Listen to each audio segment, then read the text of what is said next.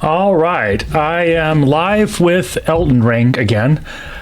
And this time, the purpose of this stream is actually to sort of act as a tutorial. So I did a full playthrough on stream previously, and this is, even despite that, this game, the game mechanics of this can be kind of opaque and just obscure for a lot of people. So the purpose of this stream really is to shed some light into how the combat in this game works, how the stats work, how different builds may work. Not gonna get like overly technical into like the very fine details, because for the most part, if you're having to carefully stack like a series of buffs, no one really wants to play that way. So yeah, I'm right now in front of the ball store for Rilana. This is a New Game Plus build. So this is a few New Game Plus cycles in. And the reason for that is because I want to be able to level up every stat so I can show off every stat and every sort of build you can imagine. So yeah, and unfortunately with the DLC, there's something called New Game Plus that increases the difficulty, but there's also a concept called DLC Plus that also increases your difficulty for the DLC, and it stacks with the increase in difficulty of New Game Plus. So, in other words, on the second or third playthrough or whatever, the DLC is much harder than it was on the first playthrough, which is you saw on my stream. So this boss is going to be much harder. If I don't die in an accident, I'm going to intentionally die just so I can refight this boss a few times and show off different approaches and builds. As you can see, I'm carrying two twin blades here.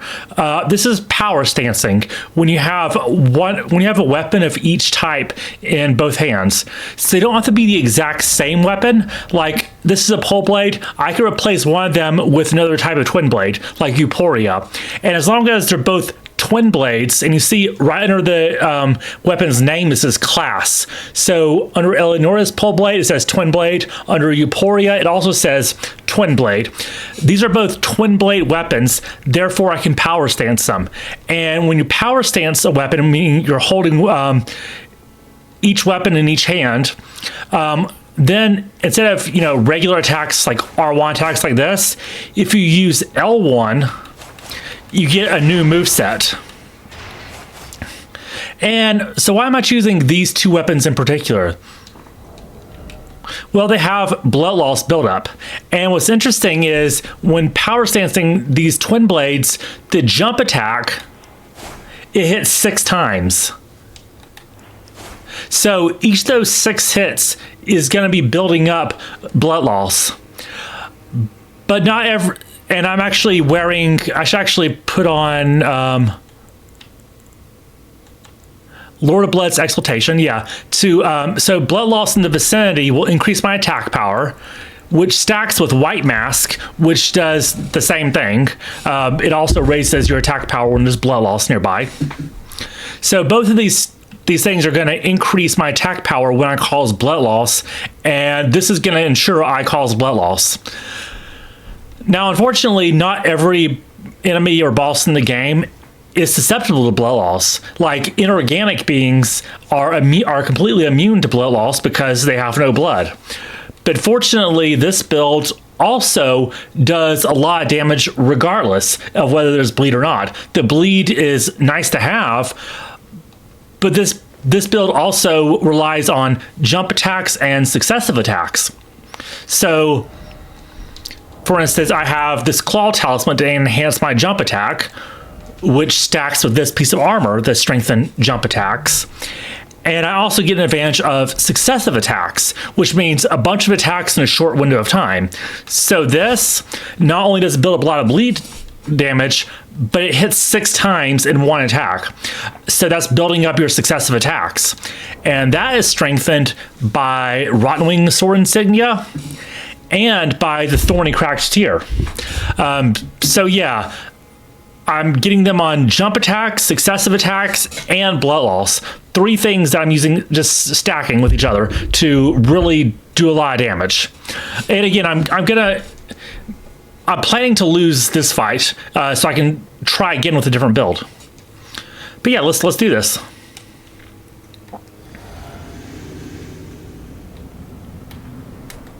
All right, come on.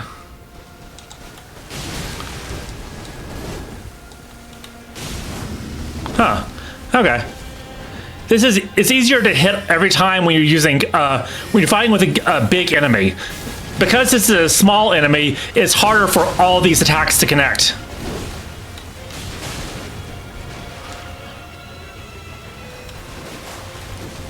Hopefully she's susceptible to bleed. I didn't check that actually.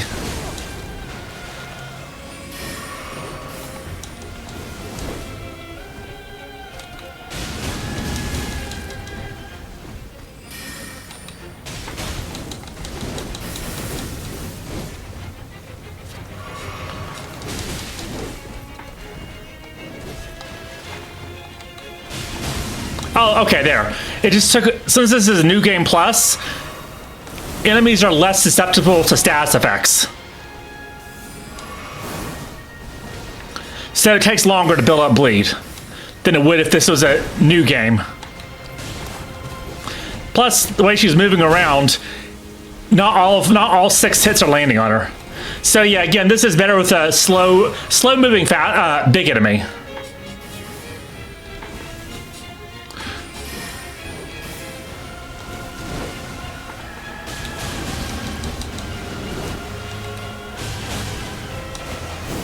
Now she's going to phase 2.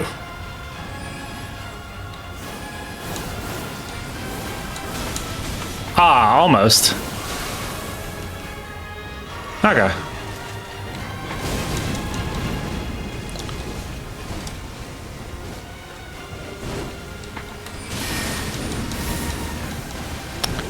And notice how I'm being patient with this enemy. I'm not being overly aggressive, because with her, she has such long combos that you just want to dodge everything and make sure that she's exhausted her combo before you attack. So it's all about waiting for moments of vulnerability. Okay, maybe I'll show off the bleed build with a bigger and slower enemy. And actually, I know the perfect one to do, actually. One that is the slowest enemy in the game because she's completely immobile.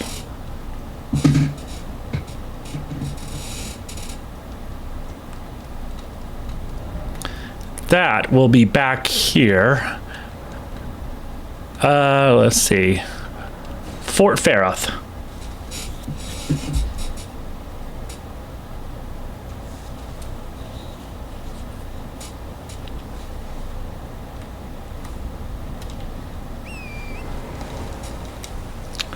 Yeah, Grail.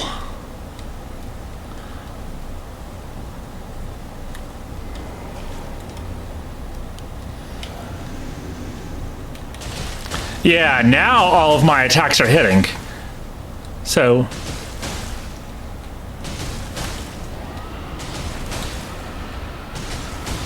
see how quickly I'm building up blood loss there?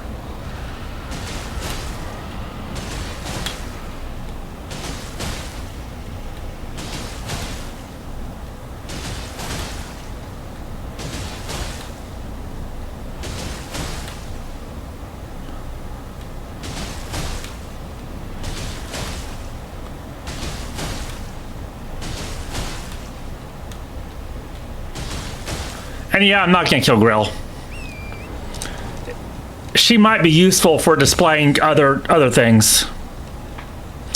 And alternatively, instead of, so twin blades will hit 6 times per jump attack. Curved swords are also pretty good because they hit 4 times per jump attack, but also 4 times for a sprinting attack. And in some cases, like for smaller enemies, curved swords might actually be better.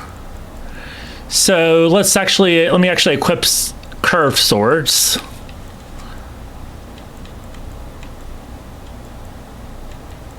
Yeah.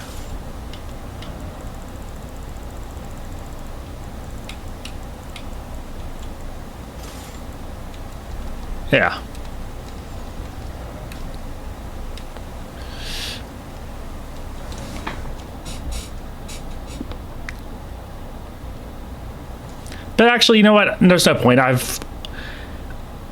think I've made a point when it comes to these types of power stance movesets. In general, you want to power stance faster weapons so you can get more hits. So the real advantage of power stancing is getting more hits in a shorter amount of time. When it comes to heavier weapons, as opposed to power stancing, you're better off two-handing, especially if they're strength weapons. So like this, if you're two-handing a weapon, then you get a 50% bonus to strength.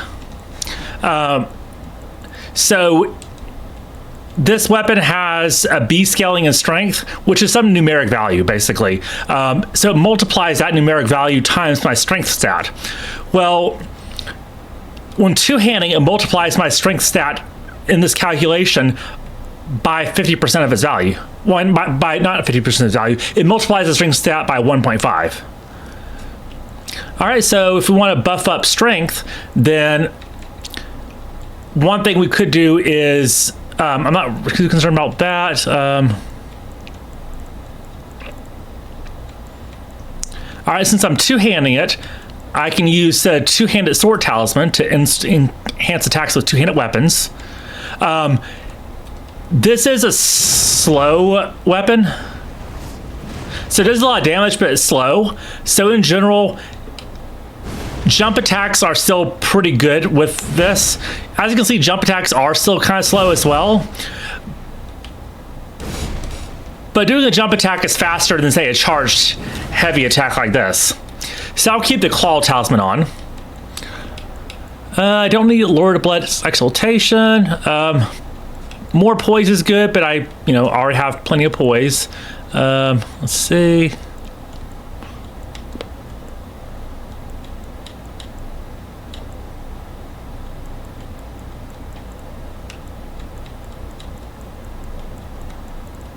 Okay, maximum HP will be good. And let me actually change out my Flask of Wondrous Physic.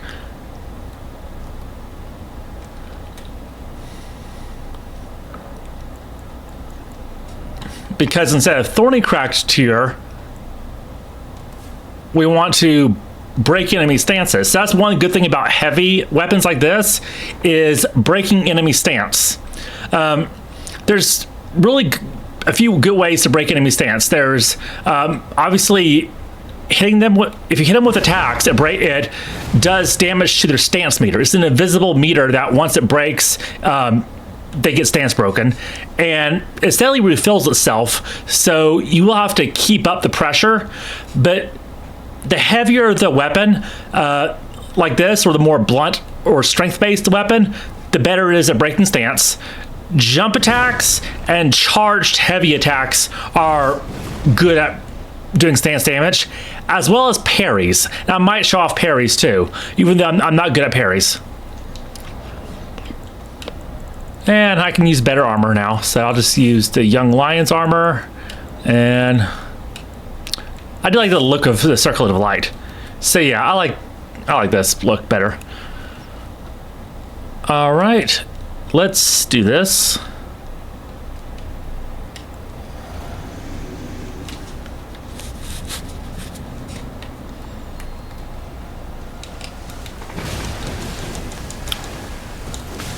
Wow. Okay. Actually, I should have changed my flask out so I could get more healing.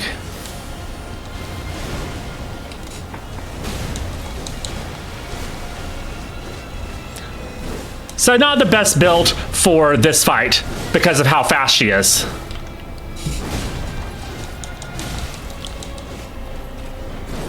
And again, it being New Game Plus, it is going to be harder to break stance, but you can do it.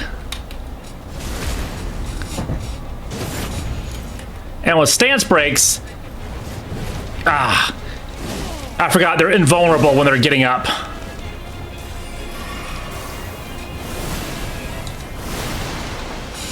Okay.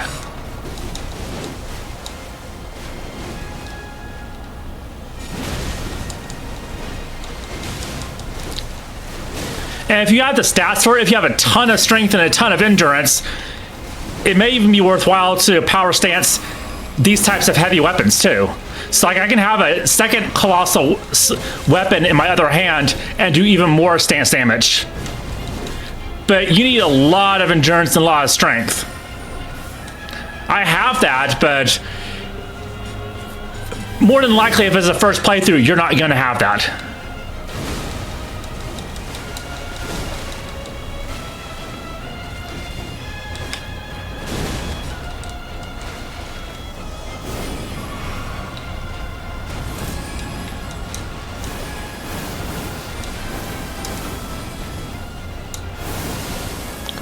All right.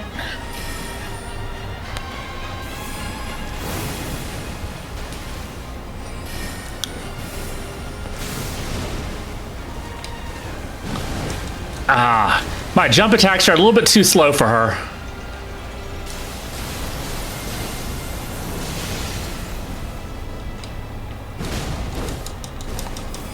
That double moon attack trips people up, but I don't really know why, because, you know, it's basic video game logic that you jump over to shockwaves.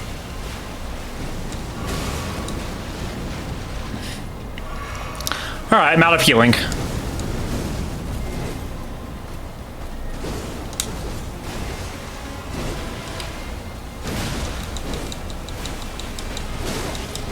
And yeah, probably should have used like a stamina recovery talisman in this, for this, because of how much I'm having to dodge. It's not so much an issue with the strength build, it's an issue with you have to dodge this particular boss a lot.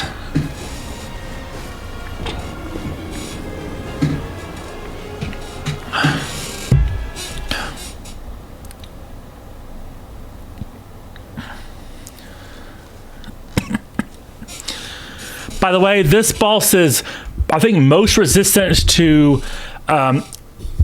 magic, obviously, but she's also the least resistant to electricity. So if you have an electricity focus build, which will be like usually Dex and Faith, you can actually do quite a bit of damage to her.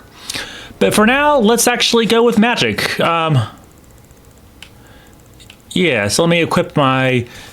There's actually, so when it comes to magic builds, people sort of, you know, there's an assumption that it's casting spells, casting sorceries, right?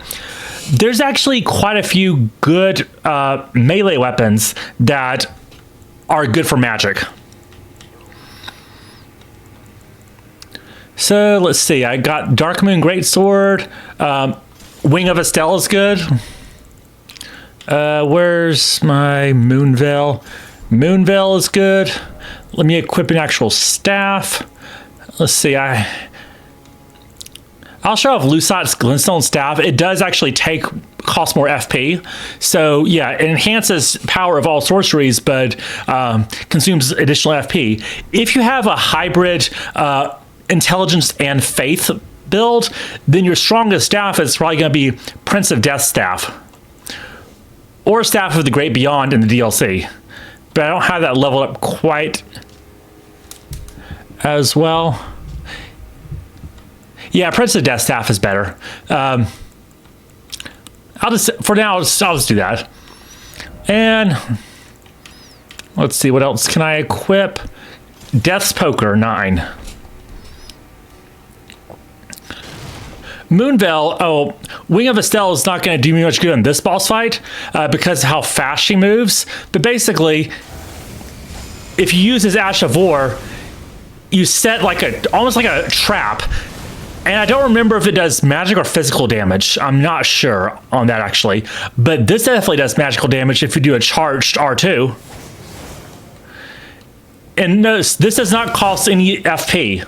So if you're doing a magic build and you're concerned about your FP drain, this heavy attack, this charge heavy, costs 0 FP to use.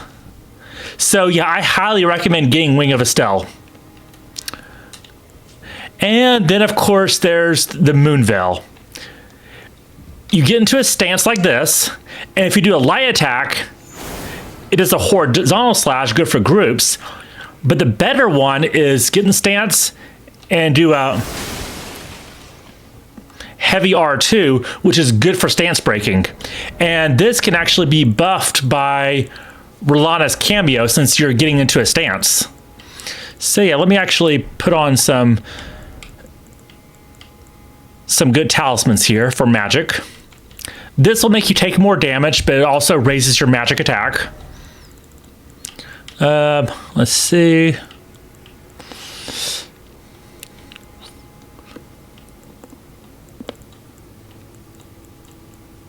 Actually, I still want two-handed. Okay. Godfrey, I'll do a Godfrey icon. And actually, you know, I'm not going to stay in this stance for long because of how fast she moves. So yeah, okay. And certain pieces of equipment can boost your abilities as well, like I showed with the Raptor's clothing. Like for example, this increases your the power of your cold sorceries. All right, I think this is pretty good.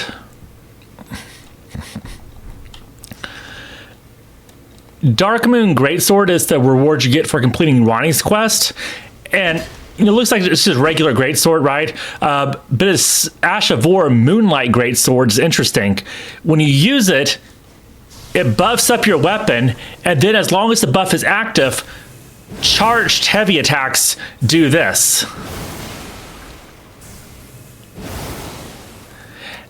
And it does frostbite buildup, so it is a cold projectile. It does magic damage, so it gets buffed by this. It's chargeable, so it gets buffed by this icon, which enhances charged spells and skills. It does not count as a charged attack for the Axe Talisman, though. So the Axe Talisman does nothing for this, surprisingly. It's two-handed, so I get the two-handed buff. I think the two-handed buff may only apply to the melee portion of the swing and not the projectile, though, so I'm not sure on that. But I do think that it gets buffed by Arrow Sting Talisman, because it is a projectile. But I'm not going to be worried about that so much, because I'm actually just going to fight Rolana with Moonveil. And I do have some cold sorceries, like Ronnie's Dark Moon is cold sorcery, and Adula's Moonblade is as well. In fact, I might actually show off Ronnie's Dark Moon because of its ability to negate spells. I've never tried it with Rolana before, so I don't know if it's going to work that well.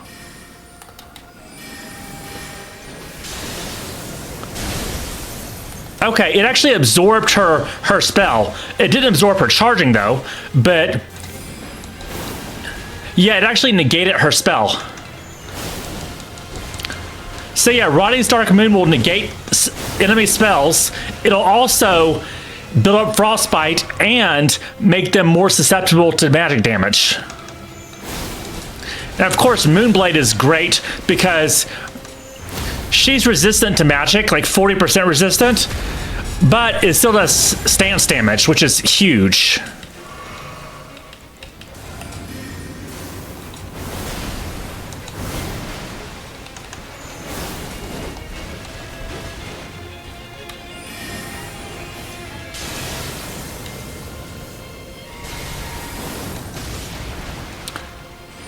Phalanx weapons are great, Ashes of War and spells, because they're offensive and defensive. They hit enemies that come close to you.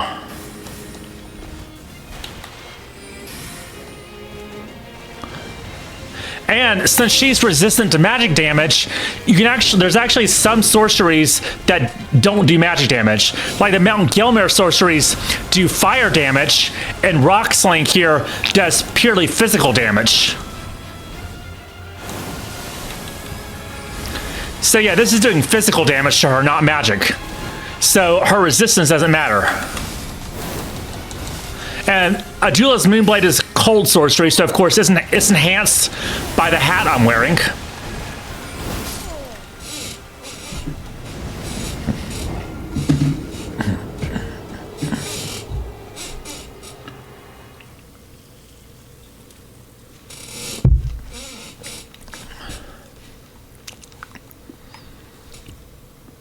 All right, now let me do a Faith Lightning build.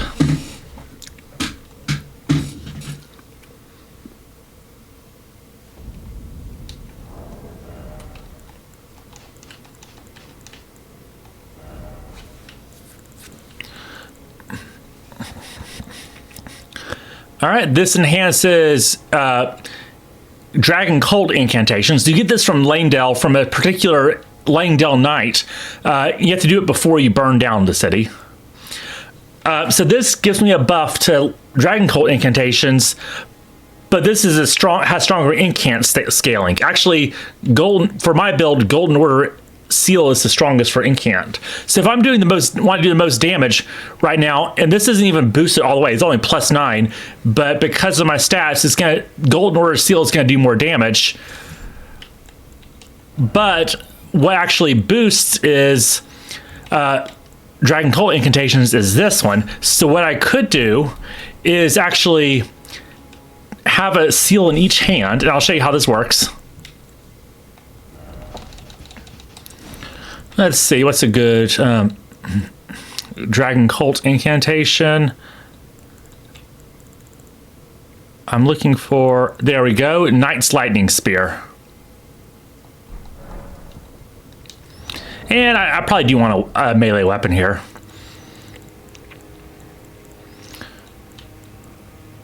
Ooh, Cypher Pata. It's unblockable, and it's a fist weapon. Nice. She is pretty resistant to Holy, though. So this is getting back into bleed territory, but yeah, Pata is good. Okay. But actually, on second thought, it's good if you two-hand it, so let me do something I can do one-handed.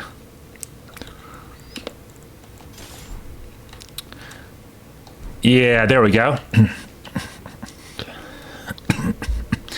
So the seal on my right hand, the Gravel Seal, it boosts Dragon Cold incantations, I think by like 30% or so, and Knight's Lightning Spear is one of them. Let me not assume, let me actually make sure of that.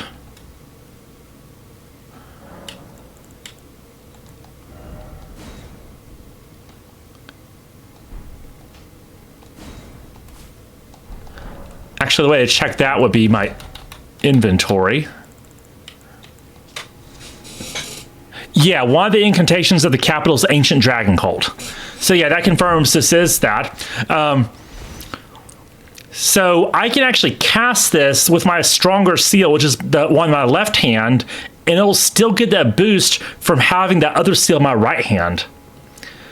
So yeah, I can cast it with left, and it gets the benefit of the increased incantation scaling while also getting the benefit of the seal in my right hand for the increase to Knight to that.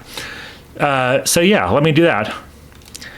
And actually, I forgot to take advantage of this last time, but if I go to my Flask of Wondrous Physic,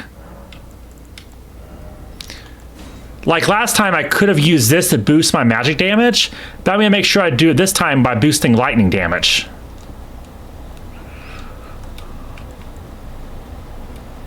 And hopefully I don't kill this boss too soon, because it is pretty good for showing off. Oh, wow, yeah.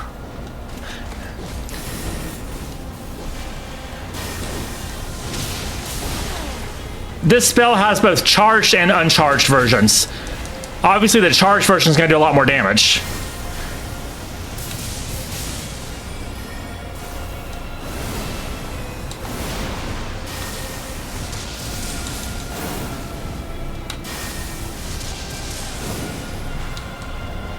Oh, I forgot to change out my talismans. So this is doing a lot of damage even unoptimized.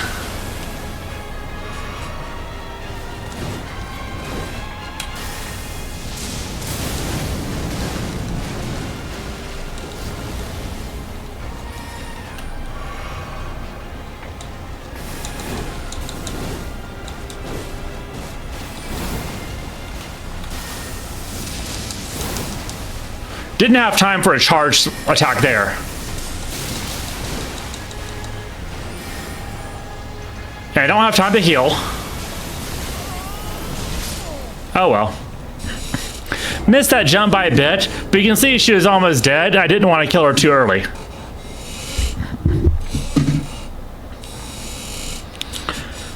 So yeah, we went over power stancing, two-handing weapons, the multiple ways you can buff your attacks. And by the way, when it comes to buffs, there's some confusion and stuff about that.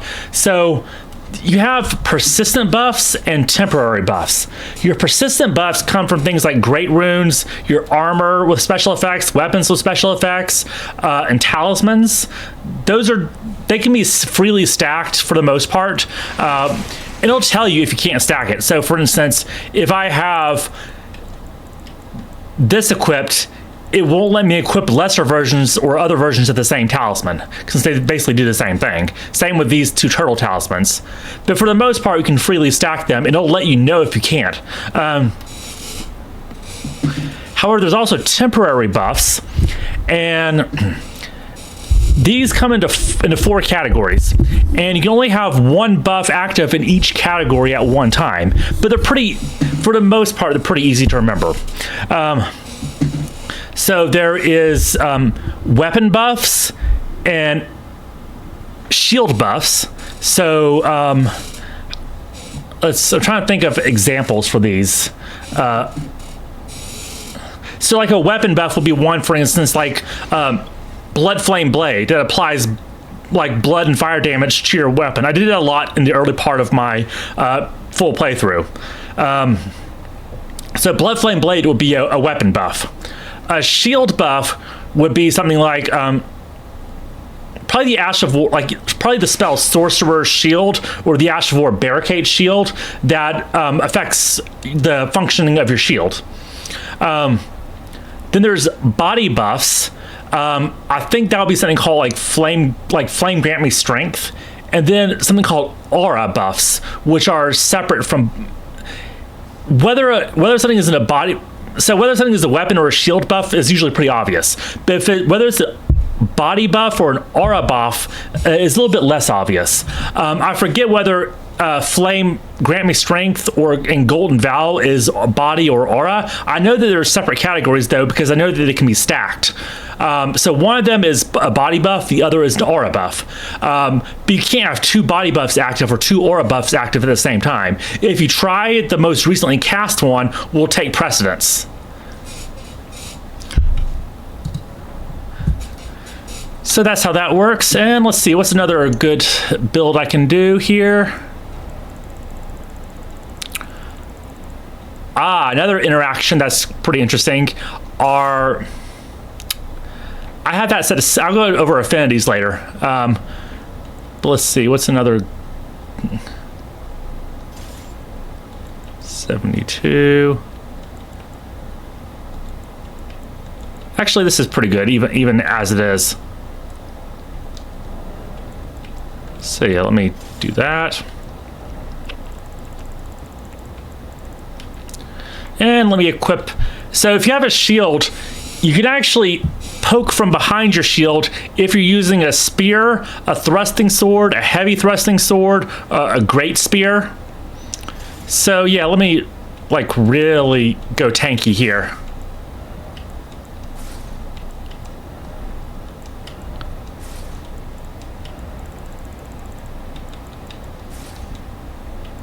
Yeah, there we go.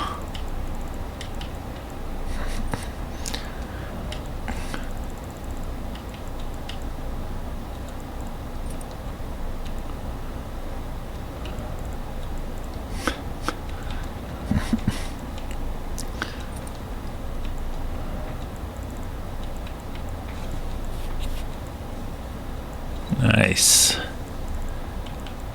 And more stamina is always good. Actually, this is probably better. So, as long as I'm doing regular R1 attacks, like standing, and I have my shield up, I can poke from behind my shield, so attacking and defending at once. However, if I'm sprinting, it doesn't work. If I do an R2, it doesn't work. It doesn't work for jump attacks either. So as long as you can walk, as long as you're not sprinting. And with shields, you have to look at the guarded damage negation. So you can see that under the icon of the shield where it says guarded damage negation. It tells you what percentage of each damage type is going to negate. So a lot of shields will have 100% damage negation. I can have that if I change the affinity on this. In fact, let me actually, because she has magic damage, let me change this to a magic shield. And you do that by changing the Ash of War, as long as you have I'll go into Wet Blades and all that in a bit. I'll do Barricade Shield, and I can choose an affinity for it. And if you look at, the blue numbers means it's improving, the red numbers means it's getting worse in that particular stat. So for this, let's say I will go ahead and go with magic is more useful here. But if I were to go to like standard, for instance, standard, keen, heavy, or quality, I can get 100% physical negation. And in a lot of cases, 100% physical negation is what you want. And the other important thing to notice here is guard boost. So when you're guarding, when you block an attack with your shield, it does stamina damage. But the more guard boost you have, the less stamina damage you take. And this Great Shield Talisman will buff my guard boost. And Barricade Shield is a shield buff. I can only have one of those active at once. But it also helps me guard. So yeah, let's see. What Wondrous Physic Flask tier can I use for this? I like to keep Opaline Hard tier on because it temporarily boosts all your damage negation for like 3 minutes. Most of these tiers last for about 3 minutes, and taking less damage is always good. And because I'm doing something that's stamina heavy, one of these, stamina recovery speed is probably better here. So that, as well as the two-headed turtle talisman, will help me with my stamina consumption. So if you're doing a build like this, you really got to keep an eye on your stamina bar. And I have pretty good stamina bar here because, again, this is into several New Game Plus cycles. But yeah, you want to prioritize guarding, and you can attack as long as you know that you're going to have enough stamina to either get out of the way or block next attacks while you get to a safe place to recover your stamina. So you do want to play it safely when it comes to this. Don't get too aggressive if you're using this type of playstyle. Like here, I could have blocked it, but I chose to dodge instead. And unfortunately, she's fast enough to get behind you. But for a lot of enemies, they can't do that as fast as she can.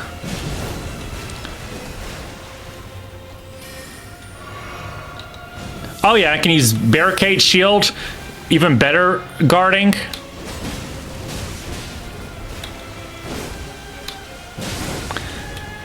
Yeah, pretty much this is a bad boss for all the things I'm showing off.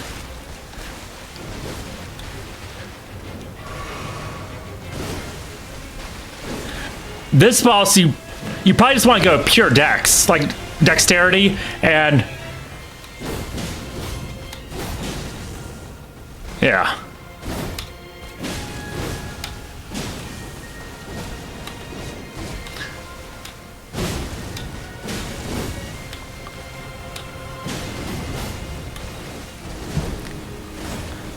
But yeah, as you can see, this type of strategy can really trivialize a lot of fights.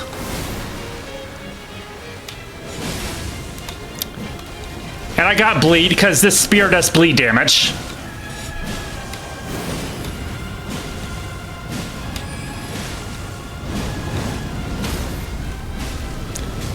Oh.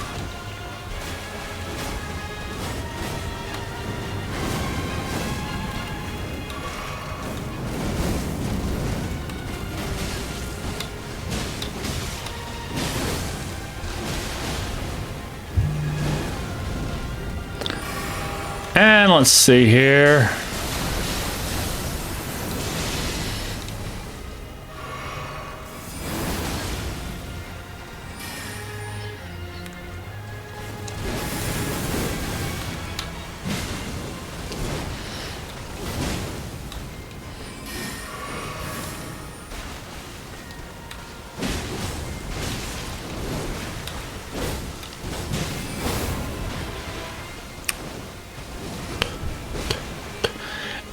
See how low she is? I'm trying to think of what other things I can do here.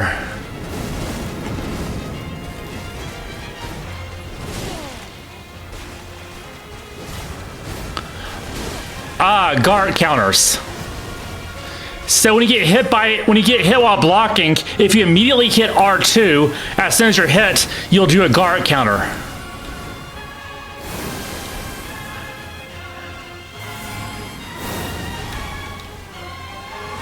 Let me actually try to bait that. That was a guard counter. You heard that sound it made? So as soon as her attack connected with my shield, I hit R2 and it did a guard counter on her. And there's actually ways you can buff guard counters as well.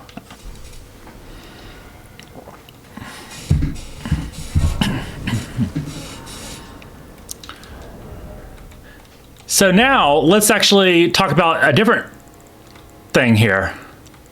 So let me equip Moonveil and an Uchikatana.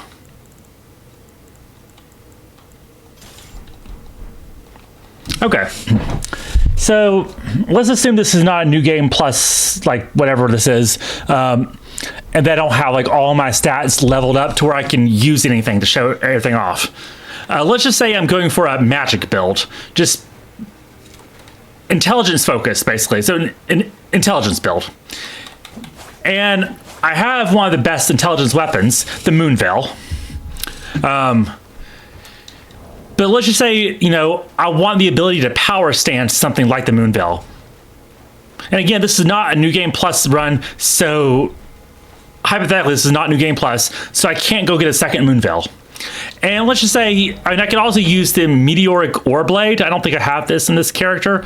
But yeah, if I want to get the Meteoric Ore Blade, that'll also be a good complement to the Moonveil. But let's just say that doesn't exist. And I want another katana that can also complement my Moonveil that I can power stance it with. But while this, you know, it scales with intelligence, it has a B scaling intelligence, and it does magic damage. This has neither of those things. They both do blood loss buildup, which is good, but this doesn't. This Uchikatana doesn't do magic damage, and it doesn't scale with intelligence. That's where wet blades come in. And actually, I'll show you the wet blades here. The very first ruins you're likely to come across in this game is where you can find the whetstone knife. And having this item allows you to apply ashes of war to your weapons. Without this item, you can't give your weapons custom ashes of war. And when you give a weapon an ash of war, you get the affinity of that ash of war. So let's see if I can, yeah, ashes of war. So these little icons here will tell you what affinity this. So this like little blue dagger icon will let you know that this Ash of War will give a weapon magic affinity. This will give it fire affinity, lightning affinity, holy, cold affinity, blood, poison, more cold. This little like dark sun it means occult affinity. So yeah, these are normally when you apply an Ash of War to a weapon, the weapon becomes the affinity of the Ash of War. However, if you have these wet blades, they will actually allow you to choose other affinities. So, for example, when I have this, I can apply heavy, keen, or quality affinity to a weapon regardless of the Ash of War I'm putting on. This gives me Magic or Frost, Fire or Flame Art. The difference between the two is Flame Art also gives you scaling with Faith as well as Strength, whereas Fire is mainly Strength. Sacred or Lightning, and this gives you Poison, Blood, or Occult affinity. So back to the example I was talking about, I have a regular Uchigatana in my left hand. If I want to complement my Moonveil by giving it magic scaling, giving it magic damage and letting it scale with intelligence, I'm going to put an Ash of War on here. And I can keep the, let's see, Impaling Thrust is a good one. Piercing Fang. I really like the Unsheath Ash of War, but I don't have an extra copy of that.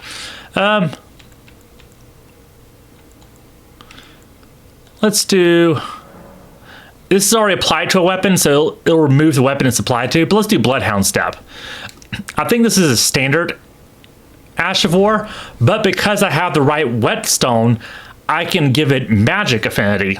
However, in a lot of cases, so magic affinity, as you can see, it gives me attack power. It slightly reduces my physical attack power, but it more than makes up for it with magic. And again, your numbers may vary because you may have different scaling because of your stats. So you really have to look at the numbers. You may have to, when you're making these choices, have a calculator, add up all these numbers, and see which is the best option here. So the way to interpret this is on the left side before the arrows is my current, and the right side after the arrows will be what the new attack power is. And on the left number before the plus sign is your weapon's base damage, and then the number to the right of the plus sign is the extra scaling damage that it gets. And you add those two numbers together to get your total damage for that weapon. So pretty good with magic. Pretty similar with cold. It's less damage with cold, I think. Let's see.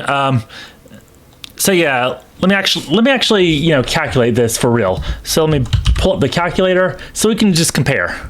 So I'll have 214 plus 32 plus 214 again plus 226. Okay, so magic affinity will give me 686 total. Pretty good. Now let's look at cold. 193 plus 265 plus 155 plus 116, 729. So in this case, cold is going to be better. But even if that were not the case, let's just say, for instance, given my stats, this is better. But let's just say, for instance, that that was not the case, and the way my stats broke down is that I'll have slightly better damage with magic. Cold may still be worth choosing because I get frost buildup. I get 7 less blood loss buildup, but I gain 104 frost buildup. So that may be more worthwhile to choose. So in this case, I'll choose that because in this case, weighing between cold and magic, I decided cold is the more advantageous option to choose, and it does give me in scaling. Won't be as much in scaling as a magic affinity would. Magic is obviously going to give you more magic affinity than, more intelligence affinity than cold will. But the way it breaks down, cold is the better option for me. So now I can power stance while both my katanas are scaling with intelligence. They're both doing magic damage, and now one of my katanas is also applying cold affinity. So I get the best of all worlds here. When it comes to affinities, let's actually discuss those real quick. So let me just hypothetically, standard is usually the worst one. Heavy is good for strength-oriented builds. Keen is for dexterity-oriented. Quality is if you have both good strength and dexterity. So quality always refers to a combination of strength and dexterity. Magic, of course, is going to do magic damage and scales with intelligence. Magic damage is generally not great in Elden Ring. It was pretty good in some of the Dark Souls games, but a lot of bosses and stuff actually resist magic pretty well. I'm not sure if any that are actually, where magic is the best affinity to use. So in general, magic is not that great. But if you're a sorcerer character, most of your sorceries are going to do magic damage. So it is what it is. Fire, you get strength scaling. And of course you do physical and fire damage. And again, if you see the split between physical and fire damage, that should be an indicator to use Flame Grant Me Strength, because Flame Grant Me Strength increases both your physical and your fire damage. In this case, because I have good faith, Flame Art will be better because it scales more with faith. So I get good strength scaling with fire, but Flame Art is more faith driven. So if you have a good faith build, Flame Art is better. Lightning, of course, is good with dexterity. Dexterity just improves lightning damage for whatever reason. And since a lot of incantations use faith, and the seals that you cast them with use faith, faith and dexterity is a good combination, just like intelligence and dexterity is a good combination.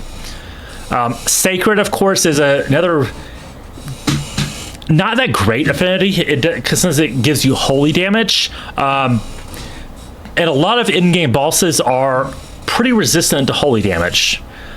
There are some exceptions, like Putrescent Knight in the DLC is weak to holy damage, but for the most part, Sacred is not that great. Poison is not going to be as good as Scarlet Rot, but there's not a rot affinity. There are, however, builds you can use that really take advantage of poison and rot. So there's things like the Kindred of Rot's Exaltation talisman that increases your damage when there's poison or rot present. There's an Ash of War you can get in the DLC. I think like the poison flower blooms twice or something like that. That'll do a lot of damage to an enemy that's afflicted with poison or scarlet rot. So there's ways you can take advantage. But again, like bleed, so poison and bleed both have the drawback of there being enemies and bosses that are completely immune to status effects. So if something is inorganic in nature, is probably going to be immune to the status effects of poison, blood, sleep, cold, like frostbite. So basically any status effect, there's a drawback if the boss you're fighting is immune to it. And Occult is a good choice if you have high arcane, because it makes your weapon scale with arcane, and you have native status effects on there. So for instance,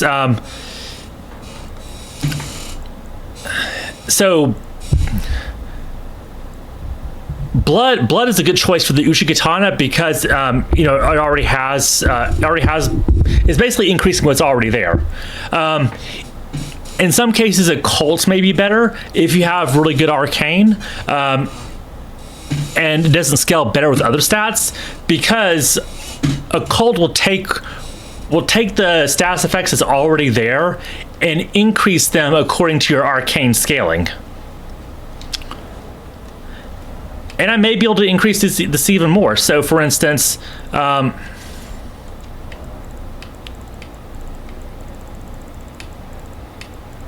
let me... I have 2 curved swords. They do 4 hits per jump attack when power stance instead of 6 like the twin blades. And they have not native bleed, but they do not have native bleed at all, but I applied the blood affinity to them. However, what if I were to apply occult affinity instead? I'm going to keep the same Ash of War.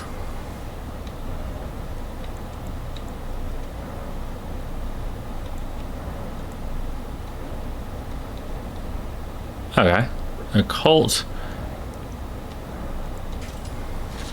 All right, so now they both have occult affinity.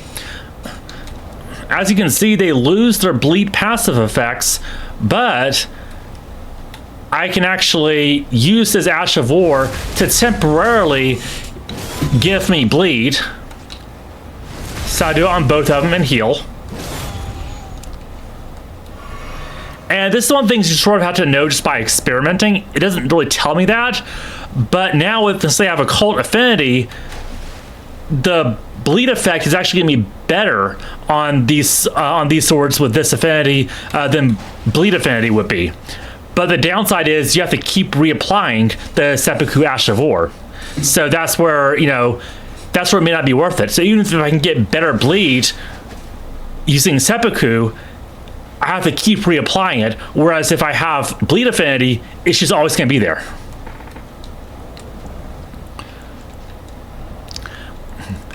But you can only apply these Ashes of War and change the affinity for normal weapons.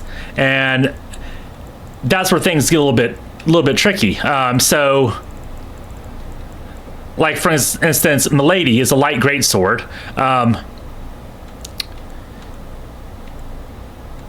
and as you can see, it has a skill Impaling Thrust. If it says skill on there, it's probably a normal weapon, and normal weapons can be increased up to plus 25. However, if it says unique skill, it's probably a special weapon, and those can be upgraded up to plus 10. You may think, of course, okay, plus 25 is a bigger number than plus 10, but it doesn't work that way in Elden Ring. A plus 10 weapon is going to be comparable, a plus 10 special weapon is comparable to a plus 25 regular weapon, in that each stage of the special weapon that you upgrade is going to be worth a lot more.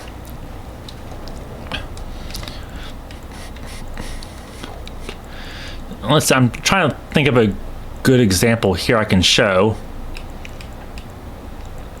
Okay, yeah.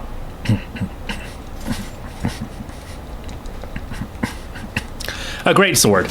So this is a pretty standard greatsword. It's a normal weapon, which means I can buff it. So I can equip, say, Blood Flame Blade on it, or I can use a grease, for instance. So I can give it, you know, I can do this. I can use grease, I can use incantations, special Ashes of War that buff weapons. So let's just say I want to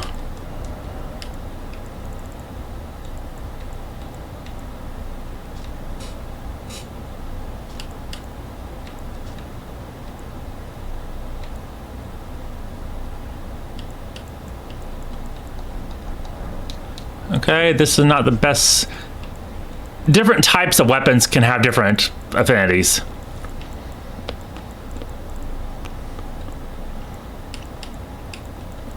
Okay, let's go with one of the most versatile weapons, Milady.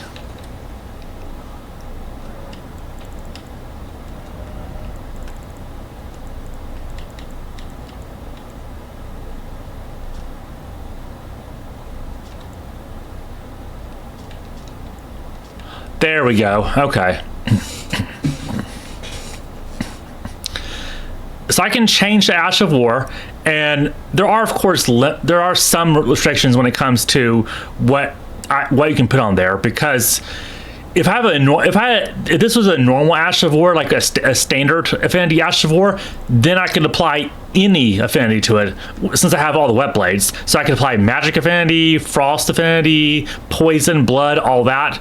But this is an Ash of War with an already predefined affinity that's non-standard. So I do have some limitations here, but it's not bad. Let's see. I'll do flame art.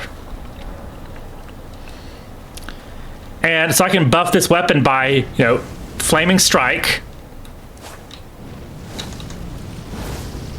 Yeah, if I do a follow-up there, now my sword does fire damage. And you actually see it reflected here. Well, not really.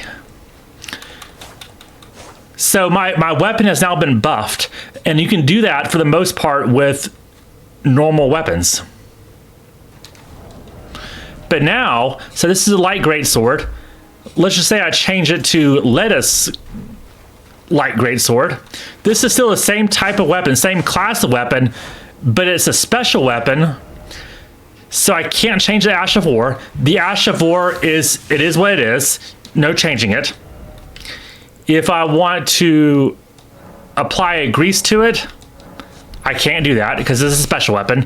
The only special weapon that I know of that you can actually buff is Bloodhound's Fang, and that's just a weird exception. It does not normally work that way. So you sort of have a trade-off when it comes to these choosing a weapon. Special weapons often have things that make them worthwhile to use. Like, for example, this one has a really good Ash of War that can apply, like, numerous successive hits. So if you're going for a successive hit build, this may be one of the best weapons for you because you can do successive hits like that. Or you want a Blasphemous Blade build, which is really good for its health recovery. It does fire damage, it does damage out of range, it restores your FP. These are all effects that you can use to make a build around. Like you can add stuff that buffs fire damage. You can add stuff that helps you with HP recovery. A lot of stuff you can do with special weapons that they're called special because they have purposes that you can't get with any other weapon.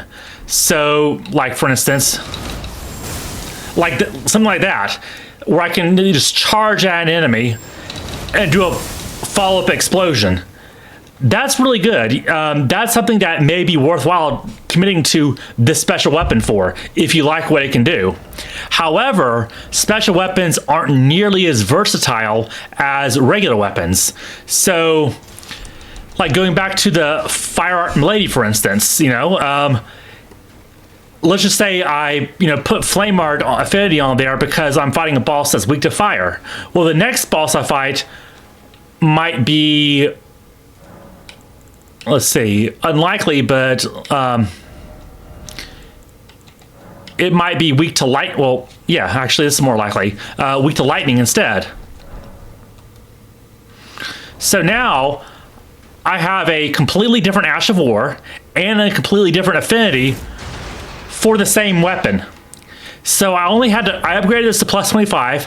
I only have to do that upgrade once, and then every time I want to fight a different boss, I can change the Ash of War on it, apply a new affinity to it, and it's almost like having a brand new weapon at the same upgrade level that I had. So, special weapons are good for special purposes, but normal weapons are good for versatility, where they can be what you need them to be, as long as you collect your wet blades and change them appropriately.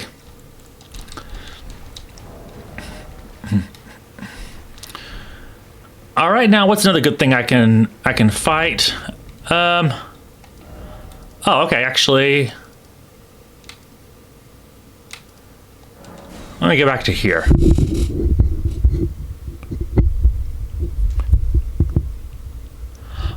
Crucible Knights. I forgot about that.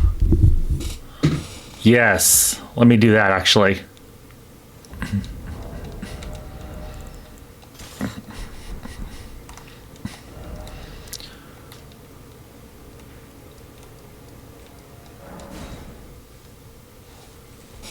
Hopefully I didn't defeat this one already.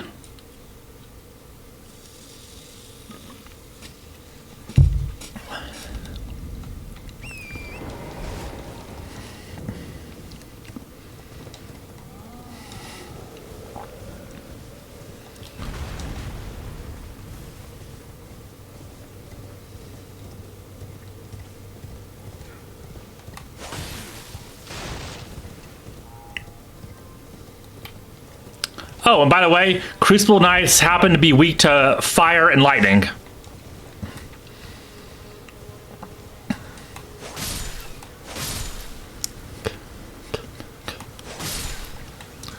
This is a pretty early Crucible Knight, so I'll try not to kill it too quickly.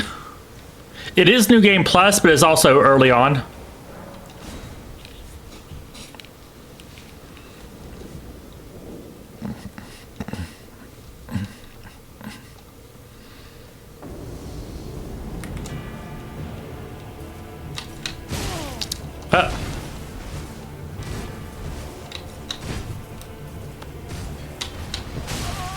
Trying to do a parry. The trick to parrying is normally to watch their hand, not necessarily their weapon.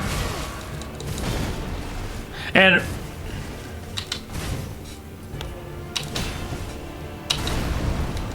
okay, if I'm dodging, you want to roll into their attack like that.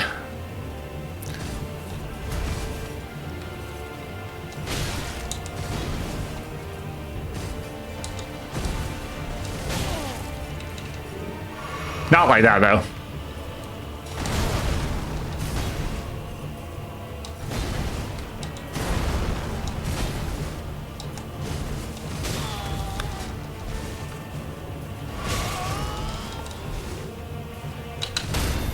There we go.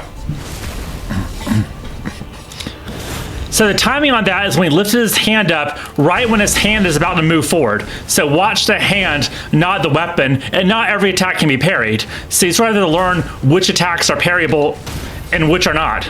Like I know now that that attack, when his hand is raised up, that's parryable. Not all of his attacks are parryable though. And sometimes, rather than dodging, jumping is a better option.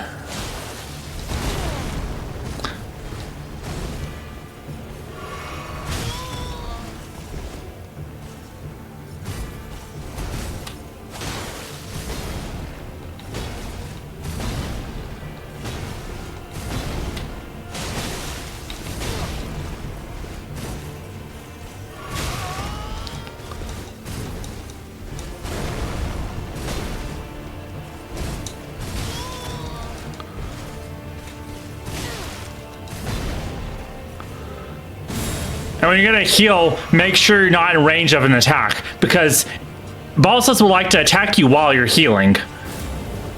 Now here's an example. Oh, a little late on that one, but let me bait out that attack again. Well, not that attack. Uneven terrain can sort of make this a little bit difficult with the attack I'm trying to bait. There we go, let's see. There's an example of when you want to jump rather than dodge, because jumping is a little bit easier in that case. And that time I attacked a little bit too early because he wasn't really done with his combo.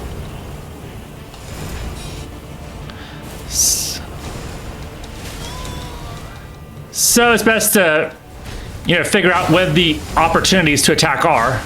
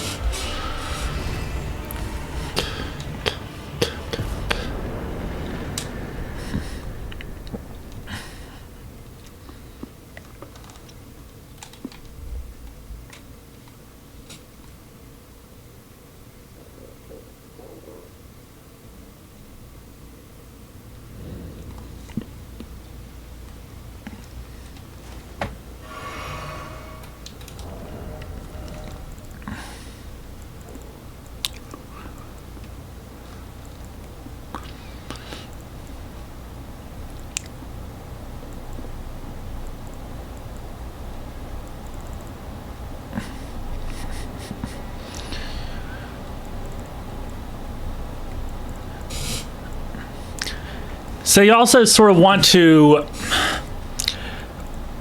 pick the right weapons for the job. So every weapon in this game, that, as far as I know, I haven't encountered one that's not like this, but pretty much every weapon in the game is viable. And some weapons will have uses that are not immediately obvious that you have to read the item descriptions for. So for example, this one, Syncadia. If you read it, it'll actually tell you it raises the potency of bestial incantations, which is also what this seal does. So if you're using, for example, if you're using a lot of bestial incantations like rock sling, or it's not rock sling, but whichever one that was, there's quite a few incantations that you get from Gronk that are called bestial incantations. Well, you could have that seal in one hand and then the Syncadia in the other hand. Both of them are boosting your bestial incantations, and you can cast those incantations while still having a melee option. In general, if you can get close, fist weapons are really good, especially for building up status effects. And some of them have special effects like this one you have to read the description for, but it cannot be blocked. It does holy damage, pure holy damage, so for a lot of bosses is not good, but they can't block it. Starfist and Pata is DLC exclusive, but this is probably one of the best fist weapons around, because it has all the advantages of a fist weapon while having good range because it's bladed. But what trips a lot of people up though is heavier weapons, because the sort of understanding is, okay, if it's a heavy weapon, it's really slow, and an enemy can attack me while I'm swinging it. So you have to learn the advantages and disadvantages of each weapon, but also how to compensate for the disadvantages. So, a heavy weapon it takes a while to swing, right? So you have to look at ways to negate that downside. One way of doing this is jump attacks. Still kind of slow, but not as bad, right? Or running. So for example, if you know that a swing is going to take a while to connect, you can start that while you're running.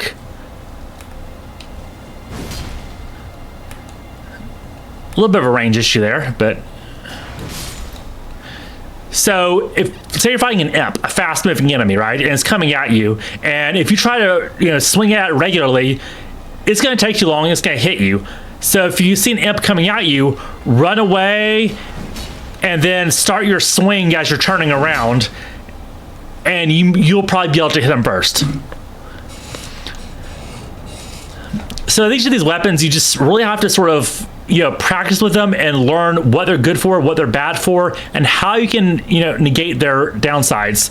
And so for instance, this fingerprint shield right here is considered one of the better heavy shields in the game, but it's heavy as far as weight goes too. Weighs 29 pounds.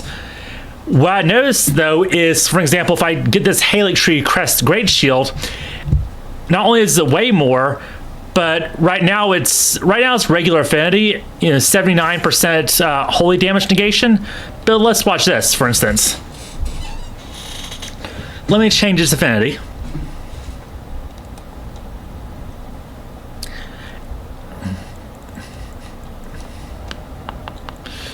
Okay, I'm going to give it Sacred Affinity. And since it's fully upgraded and now has Sacred Affinity, its holy damage negation is 98.7% resistant to holy damage. As far as I know, and from what I've experimented with, this may be the best holy damage resistance in the game. And if you combine it with this talisman, Golden Braid, I think this only gives like 22% resistance, but still, 22% resistance stacking with the 98.7% resistance is actually multiplicatively, not additively, so it's not going to give you 100% negation of all holy damage. But if you're fighting like Consort Radahn, second phase, or the Elden Beast, that they pretty much do primarily holy damage, this sort of resistance, 98.7% plus the resistance to the Golden Braid, that's really good. So even though they may do a ton of holy damage normally, you're gonna negate most of it.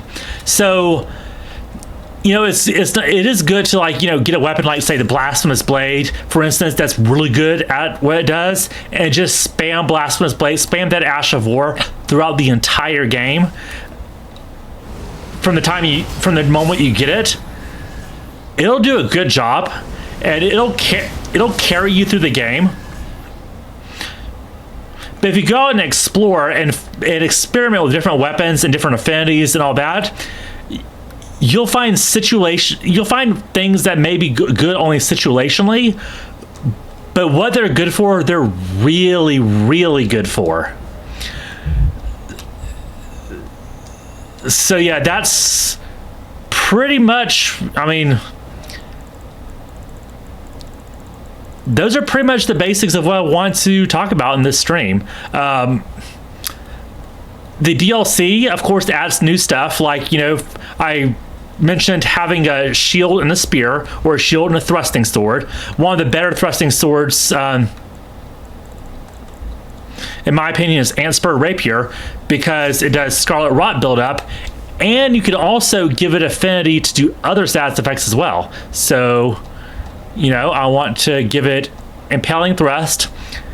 I can have it do Scarlet Rot buildup and Frost buildup, or and Blood buildup, or and Poison buildup. So I can be safely behind a shield and be building up. You see how fast this is, right? So I can be building up Scarlet Rot and Blood Loss at the same time while I'm safe behind a shield here. Or if I wanted to use a thrusting shield, if I two-hand it, like, check, well, let me do a sneak attack on this guy and fight someone without a tower shield.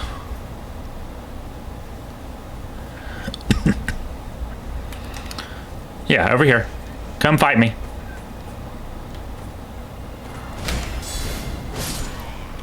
Can do a guard counter on this guy, or attack and defend at the same time.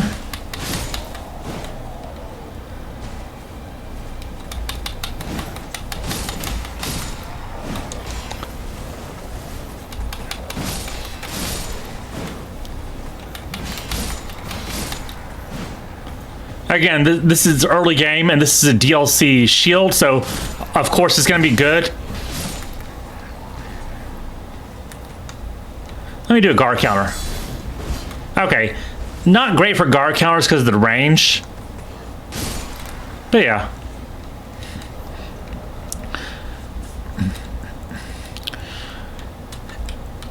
One thing we didn't really talk about are the dragon incantations that, for the most part, if you're using an incantation, it's going to scale with... the scaling is determined by the seal that you're using, right? And most seals scale with faith. But let's just say I want to use one of the dragon incantations. One of the better ones, I think, is Rotten Breath. I actually don't really... Oh, I can use Bale's Flame Lightning. This is good. So yeah, I've... so like this one, for instance, scales with Arcane. And it also boosts Dragon Communion incantations. And again, you learn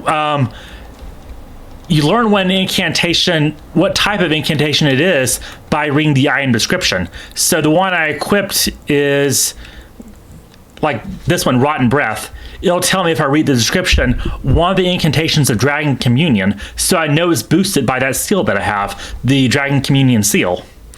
And at first, my first playthrough, I had trouble with Radahn. Starscourge Radahn in the base game, not the DLC Radahn.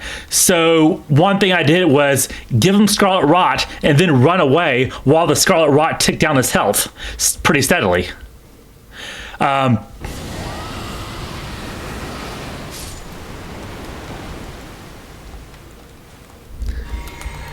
there's not many sources of Scarlet Rot in this game, but if you're able to apply Scarlet Rot to an enemy, it's so good.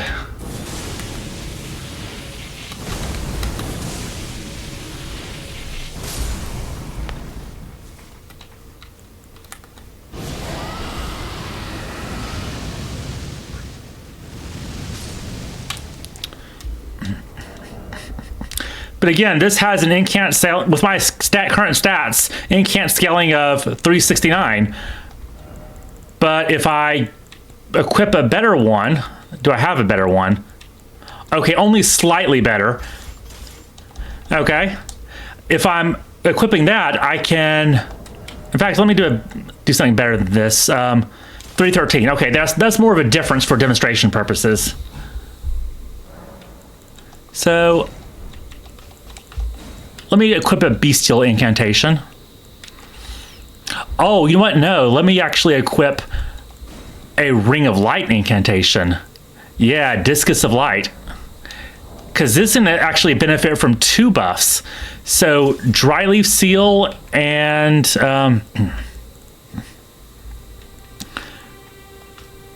Golden Order Seal. And let me actually equip on my head Circlet of Light. There we go. Okay. Okay, this only boosts Mikola's Light incantation. Okay, but Dryleaf Seal, well, Golden Order Seal has the higher incant scaling, so it has an incant scaling of 372. And again, this is determined by my stats, so it scales to both faith and intelligence. And I have high stats on both, so I'm gonna get the most benefit from this. Dryleaf Seal has an incant of 300, so Golden Order for me, for my stats, is going to be the stronger one to cast with. However, this boosts Golden Order Fundamentalist incantations, and this boosts incantations that conjure Golden Rings of Light. Discus of Light is one that falls into both categories, so it's going to get boosted by both seals, but I'm going to cast it with a stronger seal. So even though I'm casting with the stronger seal, I get the benefit of the boost of the seal in my other hand. Like, that is 730 damage. Now let me heal and show how this works without the other one. So you saw 730 damage there. So let me take off Dryleaf Seal. 637 damage. So like a 93 point difference there. Even though I'm casting with the Golden Order Seal, as you can see, I numerically got a benefit from that other seal.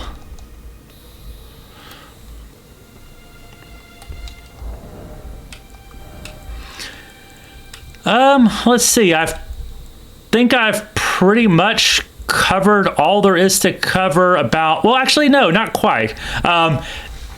Some weapons, what you see when it comes to scaling and stuff, isn't really obvious. Actually, let me do that with my other hand. Where is that weapon at again? Sword of Night and Flame. There we go.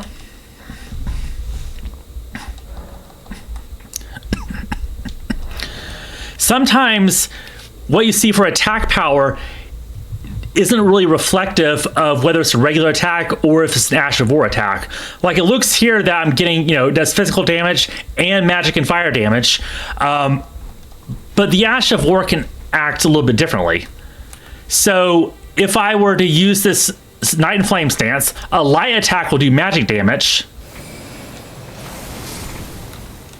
while a heavy attack will do fire damage, but they both do not benefit from intelligence and faith equally. So even though this requires 24 intelligence and 24 faith to even use, if I'm using the light attack that's a magic beam, it's not getting any benefit at all from my faith stat. And likewise, if I'm using the fire attack, it's not getting any benefit at all from my intelligence stat. So even though this sword may look really good on paper when you just look at the stats, once you know that the Ash of War is not benefiting equally from both stats, it becomes a lot harder to justify investing that many points into faith or intelligence.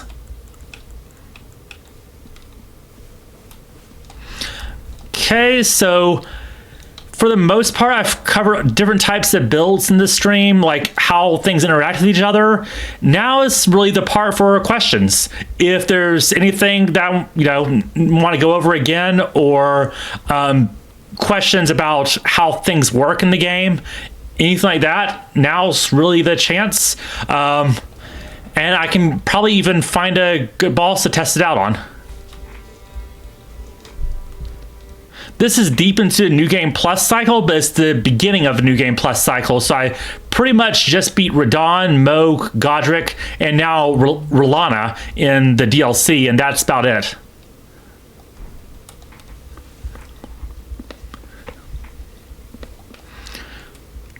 Oh, and in case it wasn't obviously, when you memorize the spells, you start out with 2 spell slots, and you can find up to 8 memory stones in the game, and each memory stone increases your spell slots to give you up to a maximum of 10. 12 if you have the Moon of Noxtella equipped. But incantations are cast with seals, and sorceries are cast with staffs. But there is a staff in the game that can cast both spells and sorceries, the Staff of the Great Beyond, but it's DLC exclusive. But it's nice when you get it because you don't have to change out things, so you can, cast both an incantation and sorcery with the same item, which is awesome.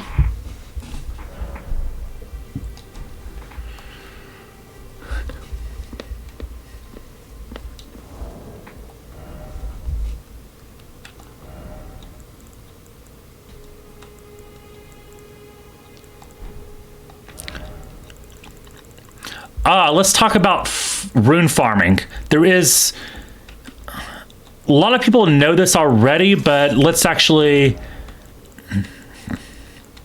go into that.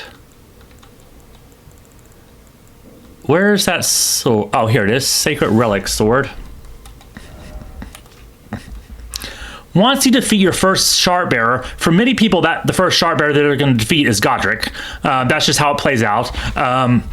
Either Godric or sometimes some people may defeat R'Nala first. But once you do that, you can do Vare's quest. And I've actually already done Vare's quest in this stream, but I can show about how that works. When you defeat your first shard bearer and you go to the round table hold and meet the new fingers and talk to Inya, that's the trigger to start his quest, where you talk to him over here, and he gives you bloody fingers to invade other people. And if you invade 3 people, it'll progress his quest, and he can continue.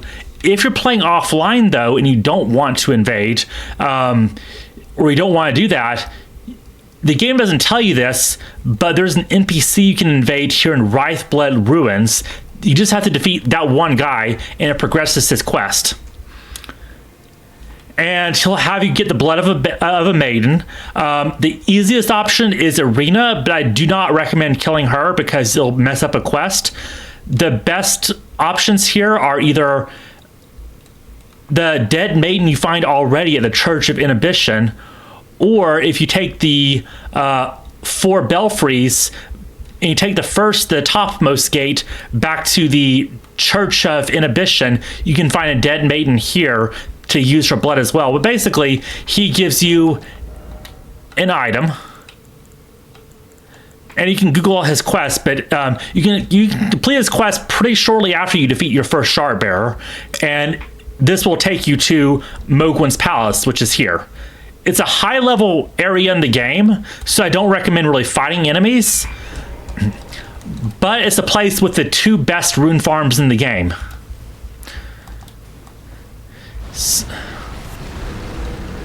So while I'm doing this, see what I mean by high level?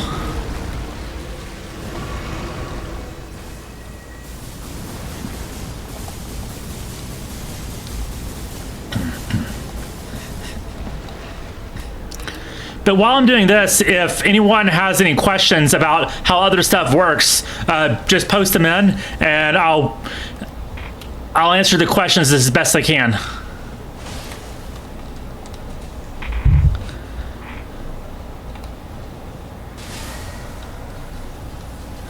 But yeah, when it comes to both the base game and the DLC, these are the best rune farms I've found anywhere.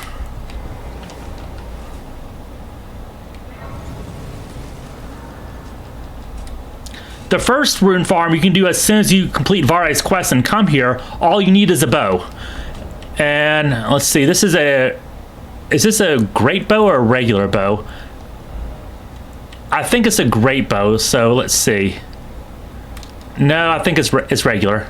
So yeah, let me use the regular arrow then. And it's faster if I do this. Rest, and then run up here. And it takes some practice to get used to the right aim, but when you hit the bird, it immediately runs off. It gives you about 11,000 runes, which early, okay, a lot more now because this is a New Game Plus playthrough, but in the original playthrough, it's about 11,000 runes. With New Game Plus, everything gives you more runes. Once you get the Golden Scarab, you get like 20% more runes, so if you're really wanting to grind levels, I recommend keeping this Gold Scarab on at all times. But yeah, it's pretty much a rinse and repeat thing. You rest, run over to this edge, and it does take practice to get the aim just, you know, right. Like there, I missed the first time. But yeah, and arrows are cheap. I like to buy arrows from this merchant here. They cost like 20 runes each. So if I have a good amount of runes, I just max out my inventory of arrows. I get a bow. You can buy a bow from the Twin Maiden Husk at the Round Table Hold. So just get a bow, a bunch of regular arrows, and as you can see, the arrows do extremely little damage to the bird, but it causes him to run off the cliff, and that's what gets you your runes. That's the first good rune farm. The only other better rune farm happens to be in the same location, but you can't do it until you beat the Elden Beast. So basically you beat the base game, and you use this remembrance to get the Sacred Relic Sword. There's two weapons you can get, the hammer or the sword. Choose the sword, because this is why. I have my Gold Scarab equipped. I just come over here, use Wave of Gold a few times on these enemies. So many runes come pouring in. You rest and just repeat the process. Some people even will have a bow and the sword. They'll run up, shoot the bird, and then come over here and then do Wave of Gold. I just find it easier just to do Wave of Gold. But yeah, until you beat the game, the bird is going to be your best rune farm, and then after you beat the game and you want to prepare for DLC or something, or New Game Plus, this is your best rune farm.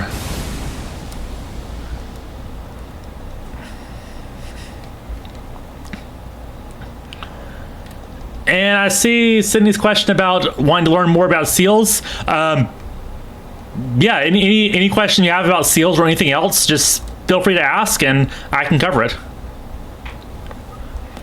I may have covered it already with the seals, but yeah, just any question at all, I can probably answer it.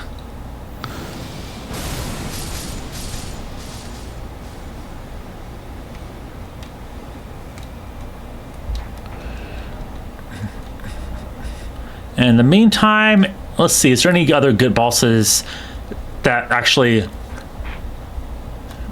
So I went over to like the Blood Loss build up, the shield and spear combo, how shields work in general, magic builds,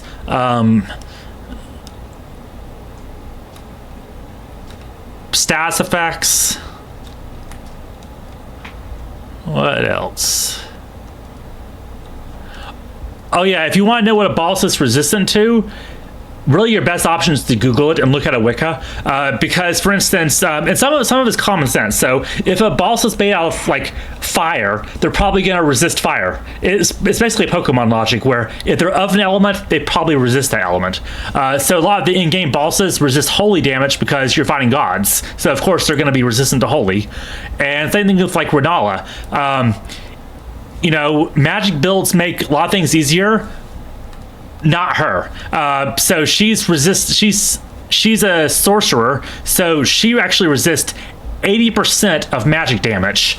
So if you're a magic user and you're coming up against Renala, you're not going to want to use magic spells against her because she'll just resist those. So if you Google that boss, you look at the wiki, find out what they're resistant to, you'll see, okay, she is extremely resistant to magic damage, but she's actually really weak to physical damage.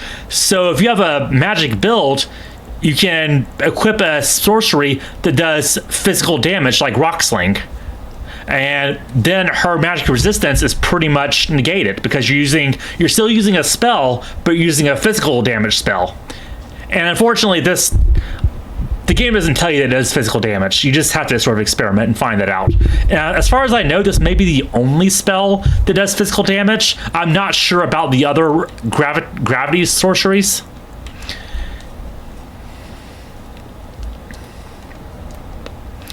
Oh, here's a cool little trick. If I go to, I'm going to memorize a spell. I'm going to memorize Terra Magica, Comet Azure, and Meteorite of Estelle. Change my Wondrous Physic to increase magic damage and eliminate all FP consumption. And let's actually go up to the dragon again. And again, if you want to defeat the dragon for early game runes, make sure you're using a bleed weapon, because I think it has the most HP of any enemy in the entire game, and it'll take you probably hours if you're hitting it with a regular weapon. So you definitely want to use bleed, any weapon with bleed on it for this. But yeah, let me equip a staff, and Lusat's Glintstone Staff actually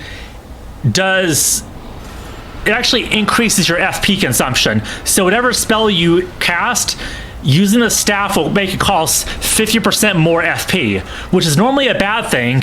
However, I have this. So for 8 seconds, it'll eliminate all FP consumption. So a spell costing more FP won't matter if for 8 seconds all FP consumption is eliminated. So I'm going to cast this. It means all magic damage is increased by 30% in the circle. Drink the flask, and then do this continuous damage spell where my FP bar is not going down, and I'm doing continuous damage. Now it expired, but if you want basically a spell that, you know, destroys everything in like one blast, people call this the Kamehameha spell. That's the one to use. Or if I use Meteorite of Estelle, this is another really good one that,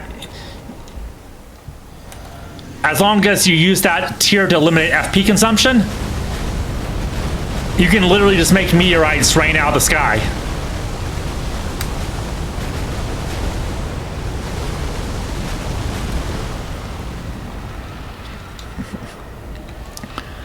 And let's talk about really big bosses. So, okay, I'll use this since it's not the best, but it can cast both sorceries and incantations. Okay, memorize spell, and if you're wanting incantations, Pest Threats is good. Pest Threat Spear is an even better version of that. Ancient Dragon's Lightning Strike. And for sorcerers, your best option for really big, slow-moving bosses is you have to complete Selen's quest to get it, but Shard Spiral. Oh, yeah. Let me show you how to do that fast, Sydney. But first, like Ancient Dragon's Lightning Strike, it's best if it hits an enemy multiple times. Oops. And this one will, because it's so big, each of its casts is going to hit multiple times. Shard Spiral, it goes slow, like a corkscrew, but see, it's steadily doing damage as it's winding its way through its body. And Pest Threads, that's the same thing. As these things are traveling through the large body of this enemy, it does continuous damage.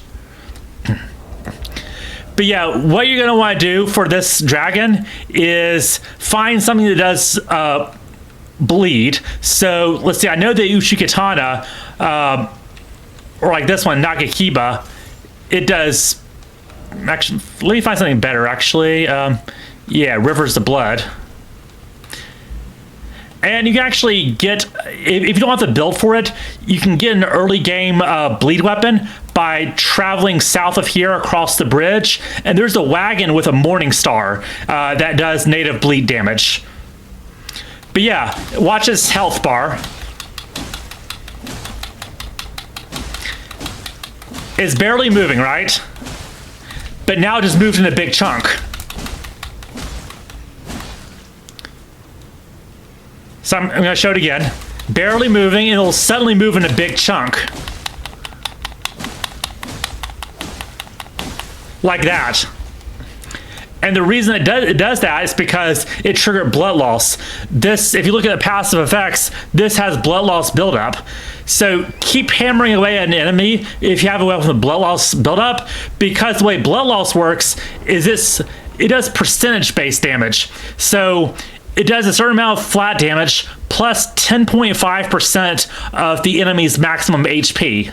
So if it has a ton of health like this, blood loss and frostbite is the way to go. Like, you can also trigger, this is another good one, frostbite works pretty much the same way. So if I use Death's Poker,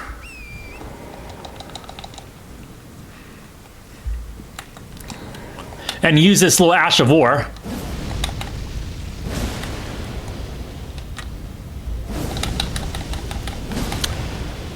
it's building up frostbite, which is also really good. But for early game, bleed is more accessible.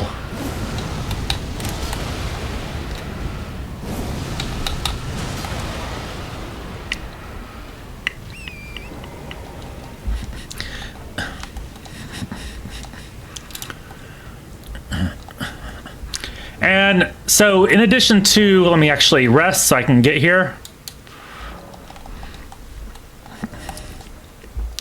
In addition to the Morning Star, they can find the wagon here. Another good option is the Death Touch Catacombs. There's an Uchigatana in there. That is the katana that does blood loss buildup, as most katanas do.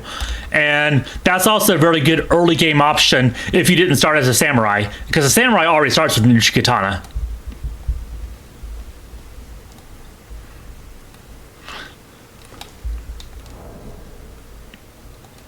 And if you're using this as like your first playthrough to get a bunch of runes, the item that you're going to want to use right before he dies, like as soon as you see him twitch, you're going to immediately want to use a gold pickled fowlfoot. So I recommend equipping it in your, I don't know if I have any. Yeah, I don't think I have one on this character. If you have a gold pickled fowlfoot, equip it here, and then as soon as you see its health bar deplete and it starts to twitch, immediately use it from your quick menu, and you'll get 30% more runes.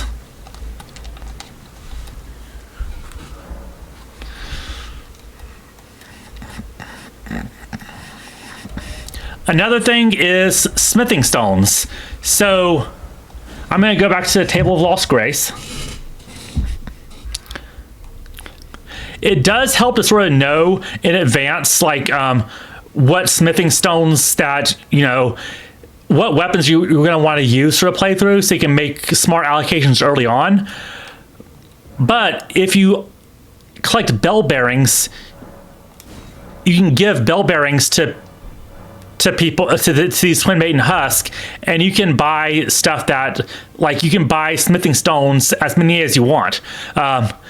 So there's certain bell bearings that give you access to smithing stones 1, 2, and 3. Well, 1 and 2, then one for 2 and 3, 3 and 4, 5 and 6 have their own bell bearing, and 7 and 8 have a bell bearing.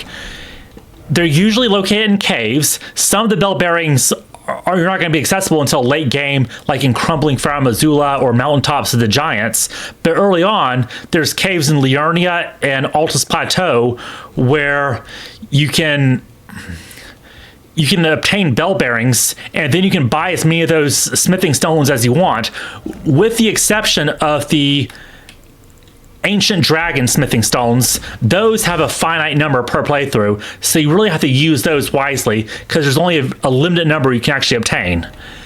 And I think there's only one thing I really haven't discussed yet in this playthrough, in this stream, which is really just crystallians, and I'll actually show what those are like. Let's see, the cave I want to go to for that is going to be... Oh, it's right here, because I unlocked it before.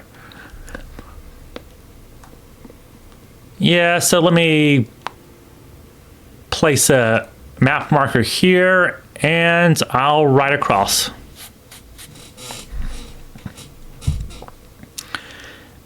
I may end up killing a crystallian quicker than I want to, so let me actually get some options here, so don't kill it too quickly.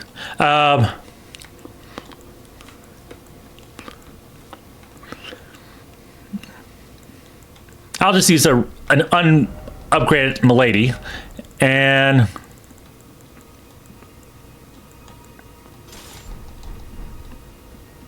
great stars. Cool.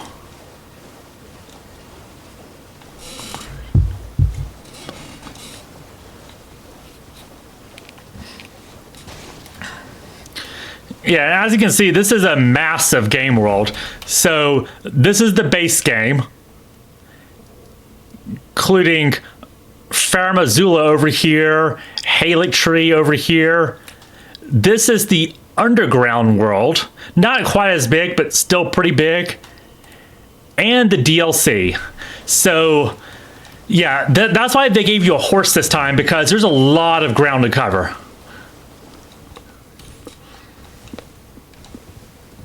And I like how the game starts out pretty zoomed in to Limgrave. So you think, okay, this game isn't quite as big, because they show you the whole map at once, it'll be intimidating. But they focus in when you first start the game on your immediate area, so you think, okay, this is more manageable. And then as you explore further, it zooms out further and further, instead of shocking you with the size of the map at the very beginning.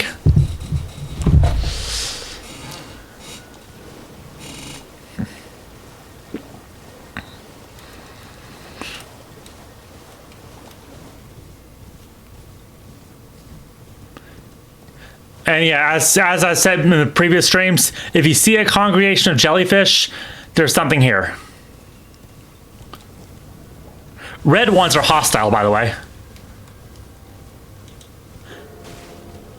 And yeah.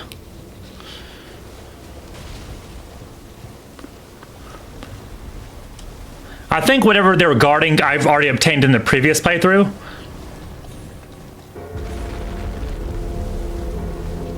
Oh yeah, walking mausoleums.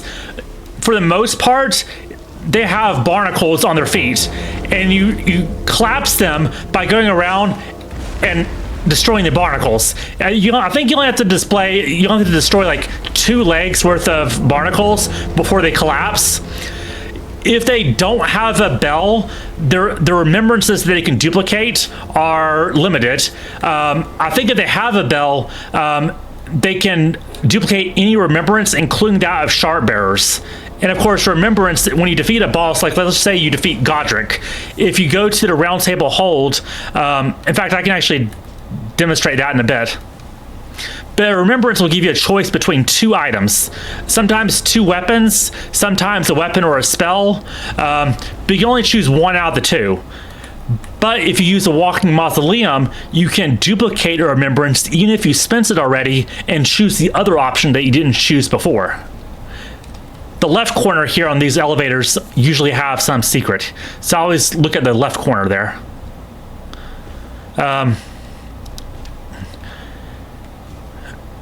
But yeah, if they have a bell, then they can duplicate any remembrance, including that of shard bearers. If they don't have a bell, then they can't duplicate shard bearer remembrances, but they can duplicate other remembrances.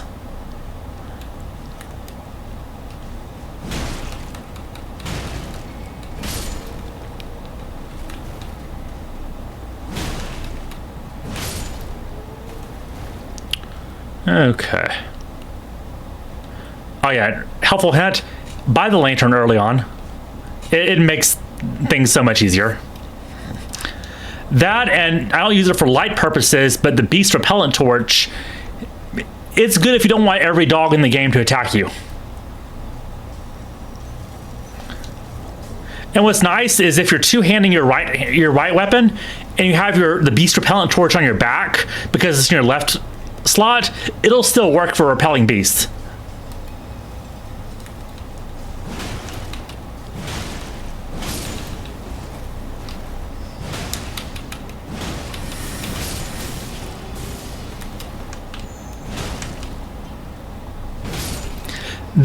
These weapons are completely unupgraded, so they're at base level, so don't kill the Crystallian too quickly.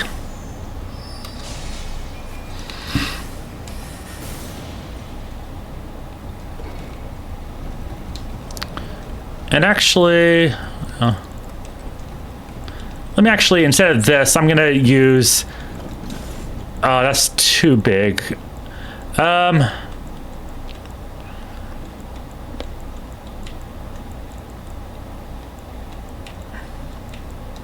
I'll use Moonworthel's Night Sword because I haven't upgraded.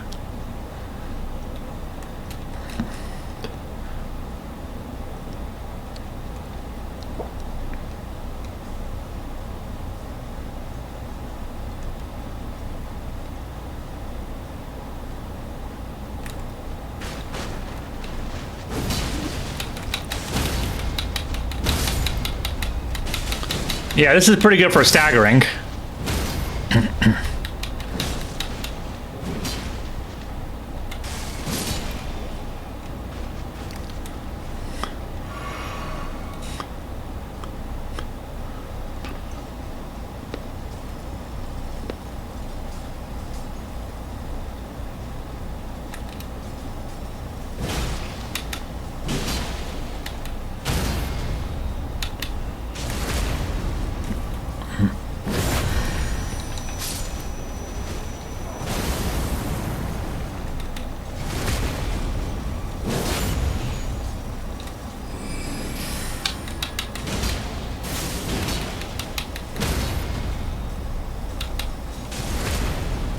Yeah, this is, of course, new game plus cycle, so all the enemies are tougher in the new game plus. So that's why this is so tanky, even though it's a regular enemy.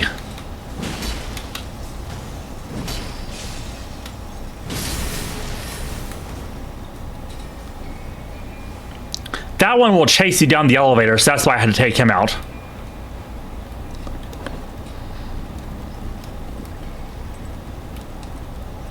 And you can always look at the left-hand corner because there's stuff there usually. Just don't fall off and die. And if you think you're going to die to a boss, send the elevator back up, so you're not waiting at the top for it to come up again. Let's see, okay. So, Crystallians are a weird enemy because you pretty much can only do good damage to them if they are strike damage. So there's different types of physical damage, right? So yeah, of course, your damage types of magic, fire, lightning, holy. Physical damage is divided up into 4 types: standard, slash, strike, and pierce.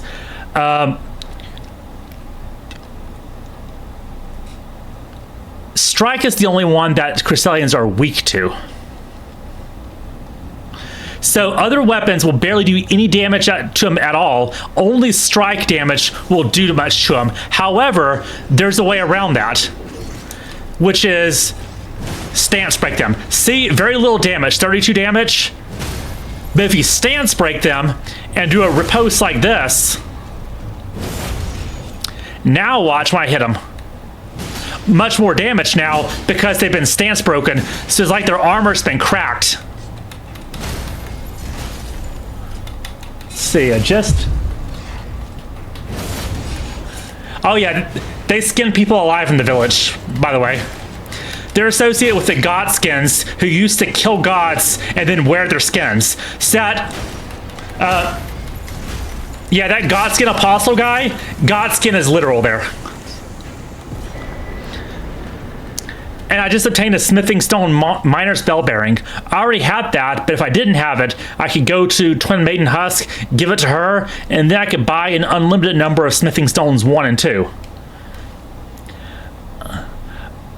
In City, by the way, that boss fight in Dominilla Village is actually tied to Millicent's questline. So if you start Millicent's questline later on, you'll still have to go back to the village. You won't have to fight the boss again. You'll just have to make sure you talk to Millicent there.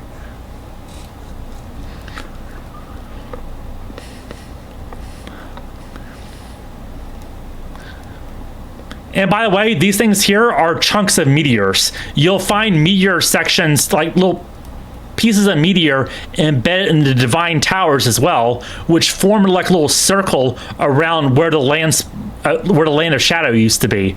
So there most likely was a meteorite impact at some point in the past, and that's why we have things like Estelle and the Falling Star Beast.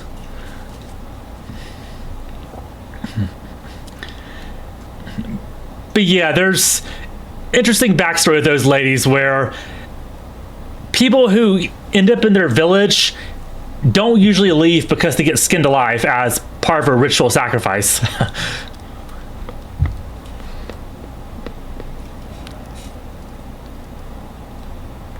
Yeah, this is the village she's referring to, Dominilla Village. It's very creepy, but also kind of cool.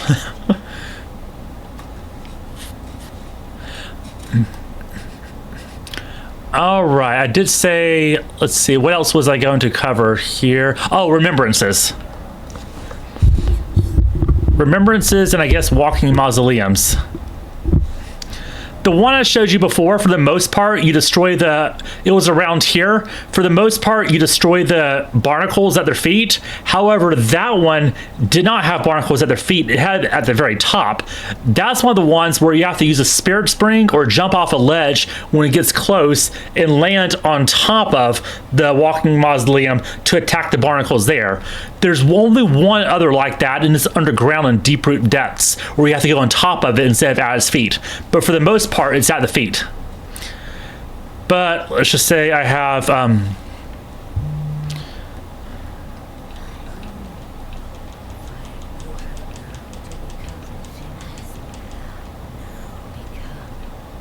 all right, so if I talk to her, I have remembrances here, right? So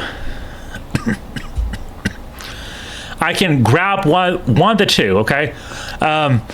So let's just say I want to get, I already have Mogwin's Sacred Spirit. Let's say I want to get Blood Boon. This remembrance has been consumed.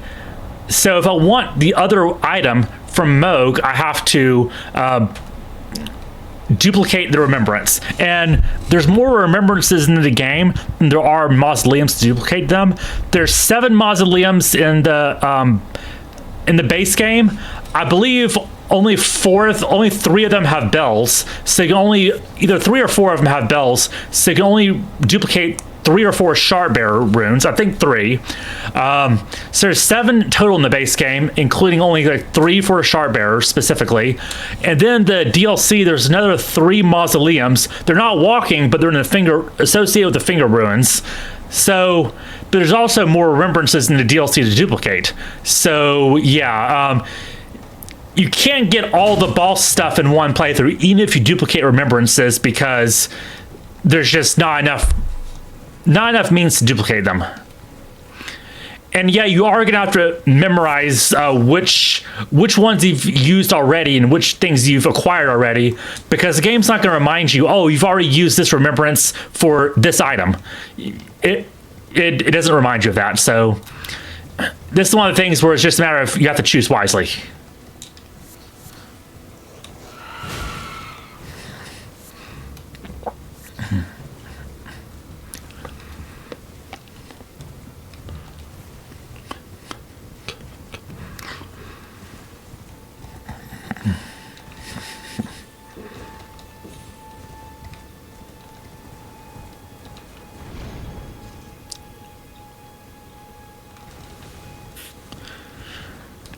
Oh, by the way, if you head down toward that big flower is and keep going down, you can find a bowl with a faith tier in there. I always recommend...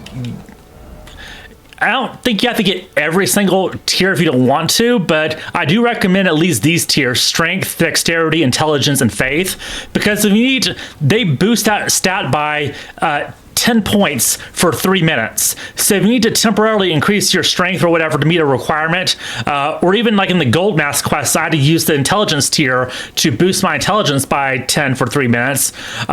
It's worth doing. Because I mean, that's like getting 10 extra levels right there. And let's say you're using a quality build and you have the strength and the dexterity tier in the same flask. That's almost like getting a free 20 levels for 3 minutes. That's really good. Like imagine you're fighting a boss and you think, oh, okay, if I were only 20 levels stronger, I could beat him. Well, that's what that gives you. Okay. So... actually, this is... yeah, don't get stepped on, but you gotta destroy these things. And some things will make it easier, like, for example, the Rotten Breath incantation or any of the Dragon incantations make this a little bit easier to do.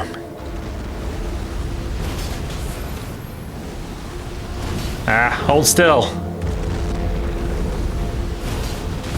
I keep missing. Okay.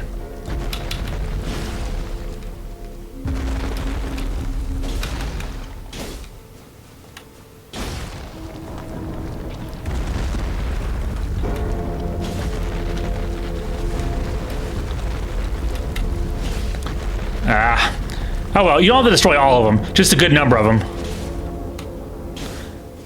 That... you know what? We'll try this.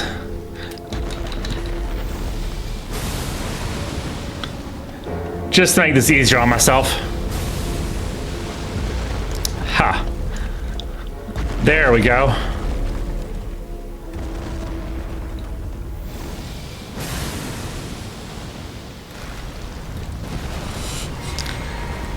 And yeah, I didn't destroy all of them, but I got a good number of them.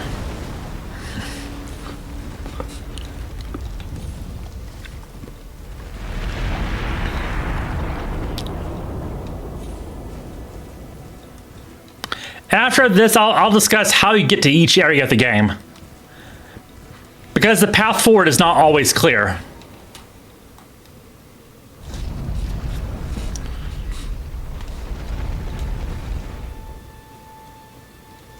So yeah, here's the thing. So I can duplicate one that I haven't used yet. Like, I haven't used these things yet, so I can duplicate those. But I can also duplicate a remembrance I have used already, like Moog. Like, I can duplicate his remembrance and get the other thing from his remembrance. So now I can get both the weapon and the spell. And now this mausoleum is inoperable now.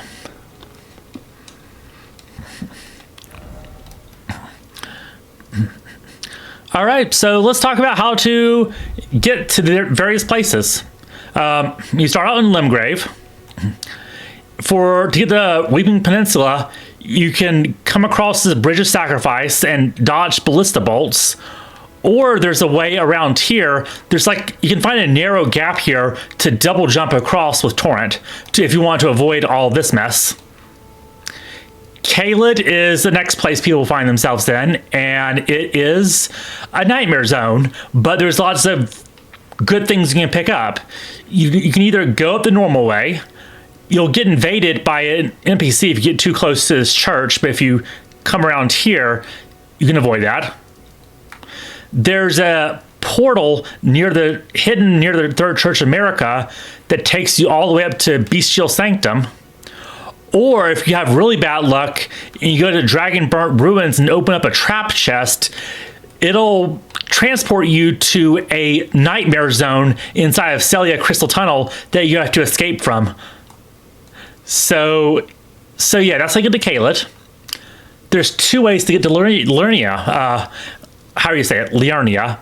You can go through Stormville Castle, where you have to defeat Margit and then defeat Godric and come out the back. Or you can go to this broken bridge, find the path here that comes around, and it's sort of a hidden path that takes you around here. Now, the next jump is from Liurnia to Altus Plateau. There's three ways to get to Altus Plateau. I'll go over them from easiest to hardest. Easiest doesn't even require combat. I recommend killing the Blood Knight here to progress Kenneth's quest. But if you go to Fort Height, you can even just run past the Blood Knight, climb the ladder, get half of the Dex Medallion, get the other half from Fort Ferrith, again, just by running past enemies. Once you have these two halves, come up to Grand Lift of Dectus, and you can use it like an elevator to come up here. That's the easiest way to get to Altus Plateau. Second easiest is probably to go to Raya Lucaria. There's a water wheel that you can ride as an elevator. You ride it up, but if you were to ride it down instead to the very bottom, there's an iron abductor there that if you get killed by this thing, by its eating attack, one of its attacks is to grab you and eat you.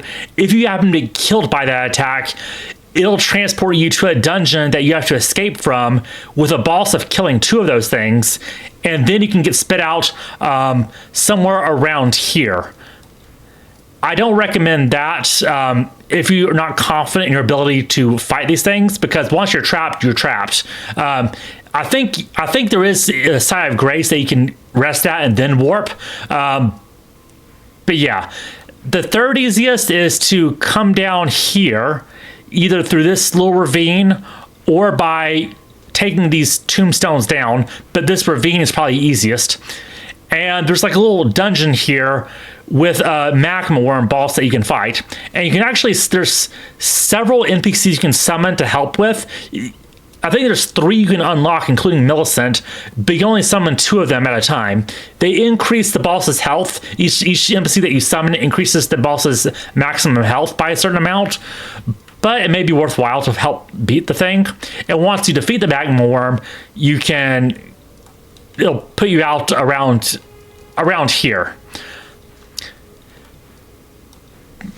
From Altus Plateau, you can get to Mount Gelmir by either coming up to Lux Ruins here and then taking a path around to Mount Gelmir. Or if you are progressing Raya, or how you would say her name, I think Raya. If you're progressing her quest line starting from I think here, yeah, she's located here. She'll have you come here, buy her necklace back for like 1,000 runes, give it to her, and then she'll wait for you up at either Grand Lift of Dectus or sometimes Lux Ruins around here. Talk to her, and she'll teleport you to Volcano Manor, which is on Mount Gelmir. Lanedale, you need 2 great runes to get there. You can either get there by defeating the Draconic Tree Sentinel, and then if you have 2 great runes, it'll allow you entry into Lanedale from this entrance, not the main entrance, because you can see most of the city is destroyed, but from the side entrance you can get there. Or if you happen to be underground in Deeproot Depths and you find Fia being around here, she has a teleporter where if you have 2 great runes, it'll teleport you inside Lanedale. This area, there's only one way in, which is defeat Morgott. Melina will give you the Grand Lift of Dectus medallion, and just come here and take the Grand Lift of Dectus to this area on the right, Mountaintops of the Giants. If you want to get to the left area, Consecrated Snowfield, you need to find the NPC at the Village of the Albinaurics. Is actually below here, not on this landmass, but below the landmass. The map doesn't really show that, but you can come under here from the swampy area. Get half of the medallion here. Find the other half at Castle Sol.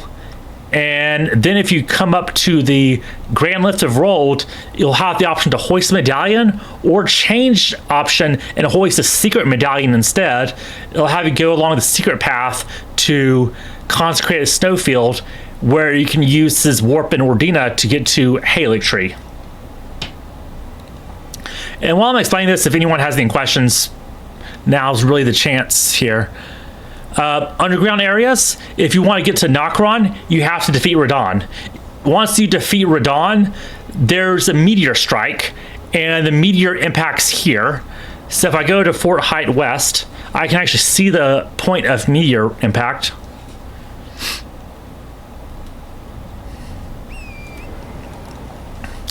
And as you can see, a meteor struck a huge hole in the ground, and you can actually use some platforming to make your way. This can be tricky if you don't know the exact route, but you can use some platforming to make your way down, and it'll take you down to Noxtella.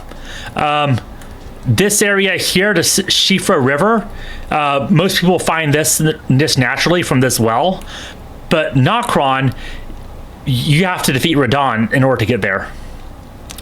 From Nokron, you can actually make your way by following Jellyfish to the Valiant Gargoyles, which will take you to Deeproot Depths. Deeproot Depths is here, and that's also how you can get up to Langdale if you have 2 Great Runes.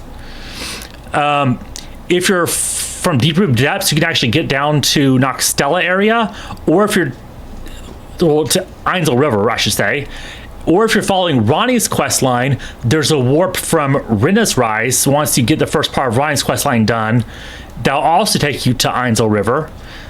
Part of it can be accessed through this elevator. And from Ainsel River, going through Noxtella is how you get to Lake of Rot, which is how you get to here, to Estelle. And by fully completing Ryan's quest line is how you get to this area, where you can get some really good stuff, like the Darkmoon Greatsword, one of the best Spirit Ashes in the game, and one of the best spells in the game. So yeah, if you're a magic user, I highly recommend doing Ronnie's quest. Fire Missoula, you have to progress through Mountaintops of the Giants until you burn the Erd Tree, and then it teleports you here. And Land of Shadow, the DLC. You have to defeat, if you have the DLC installed, you have to defeat both Radon and Moog, Lord of Blood. There's 2 Moogs in the game. The harder one is Moog, Lord of Blood, and the other one is a projection of him. This is his real self here. Once you defeat him here, you can interact with the arm, and it'll take you to the Land of Shadow. And the Land of Shadow is I'm not even getting into that, because it's navigating through this area is a huge maze. Things that look like they should be next to each other require a very circuitous path to get to. And yeah, it'll take me a long time to explain how to even get from point A to point B in this land. Like, you think, okay, this area up here I can get to from here. No, you can't. You have to go like, there's a big roundabout way of getting there.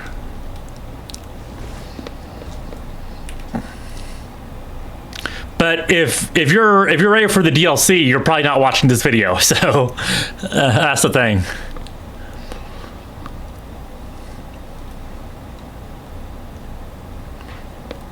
All right. Oh, I didn't discuss Great Runes. So if you want to use a Great Rune, Huh, I don't have the option to do that here. Why? Oh, because I haven't activated a Great Rune yet. Okay, okay. Let me actually do that now. Show how to activate a Great Rune. Easiest one is probably Radahn's to get to.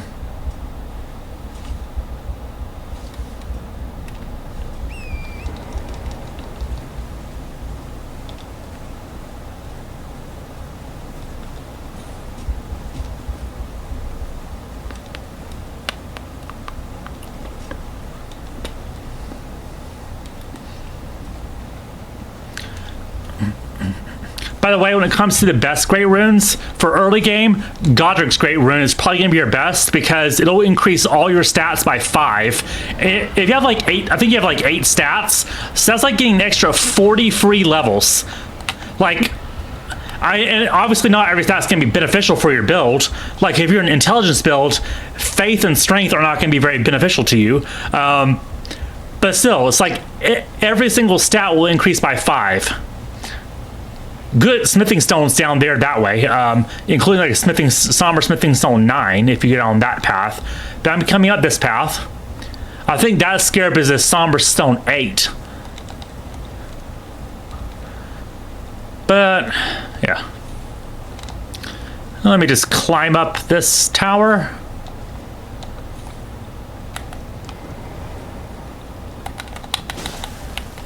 For the most part, you take an elevator for these divine towers. Radahn's tower is just different. But yeah, for early game, Godric's Great Rune is probably your best bet. For late game, you've hopefully been increasing your vigor because for late game, you want your vigor to be around 60. Probably no more than 60 because of the soft cap.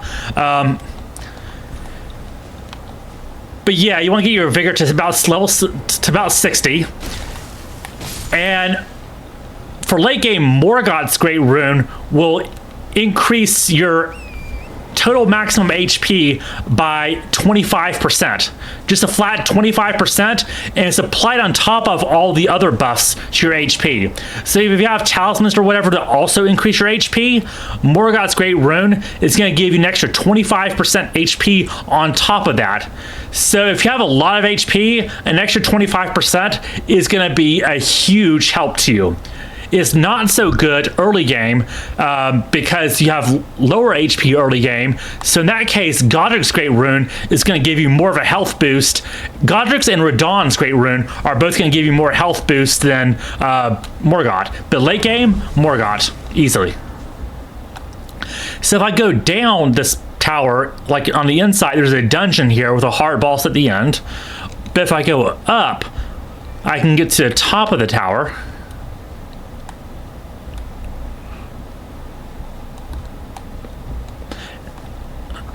There's 7 Great Runes in the base game and 6 towers. That's big. Some caveats. The Great Rune you get from Rennala just allows you to be reborn, to reallocate your stats. It doesn't have. So the Liurnia Tower isn't needed to activate the Great Rune. It has something needed for Fia and Ronnie's questline, more specifically Fia's questline, but not for activating it.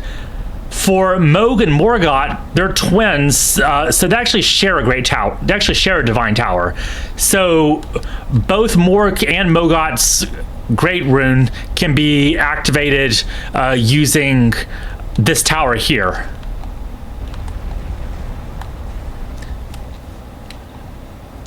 Weirdly enough, one of the least, unless you have a very specific play style of aggression, like unless you have a very aggressive play style of fast attacks, Malenia's Great Rune is probably going to be the least useful for you.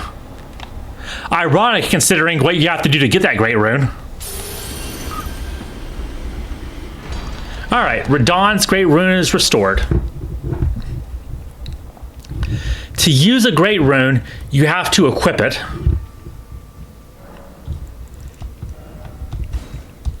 So this raises my maximum HP, FP, and stamina, and you get a bigger boost to this than you would with Godric, but not as good of a boost to HP as you would with Morgott's Great Rune.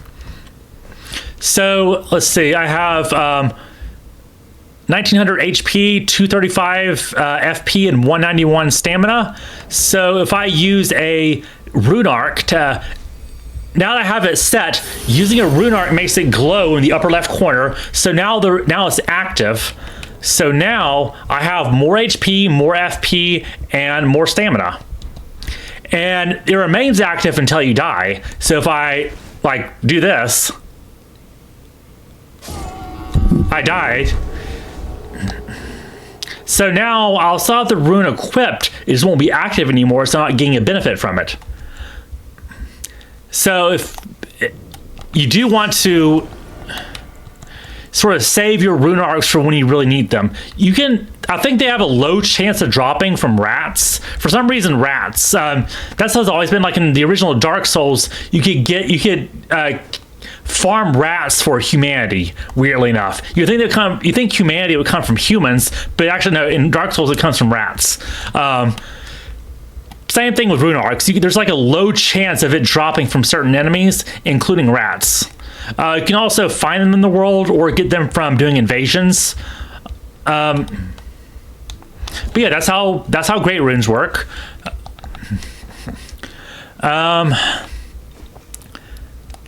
So I've covered quite a few subjects in this stream. So this is pretty much last chance if there's any questions about something I didn't cover or something I need to go over again because I didn't explain it well, or just any questions in general about the game, just let me know now.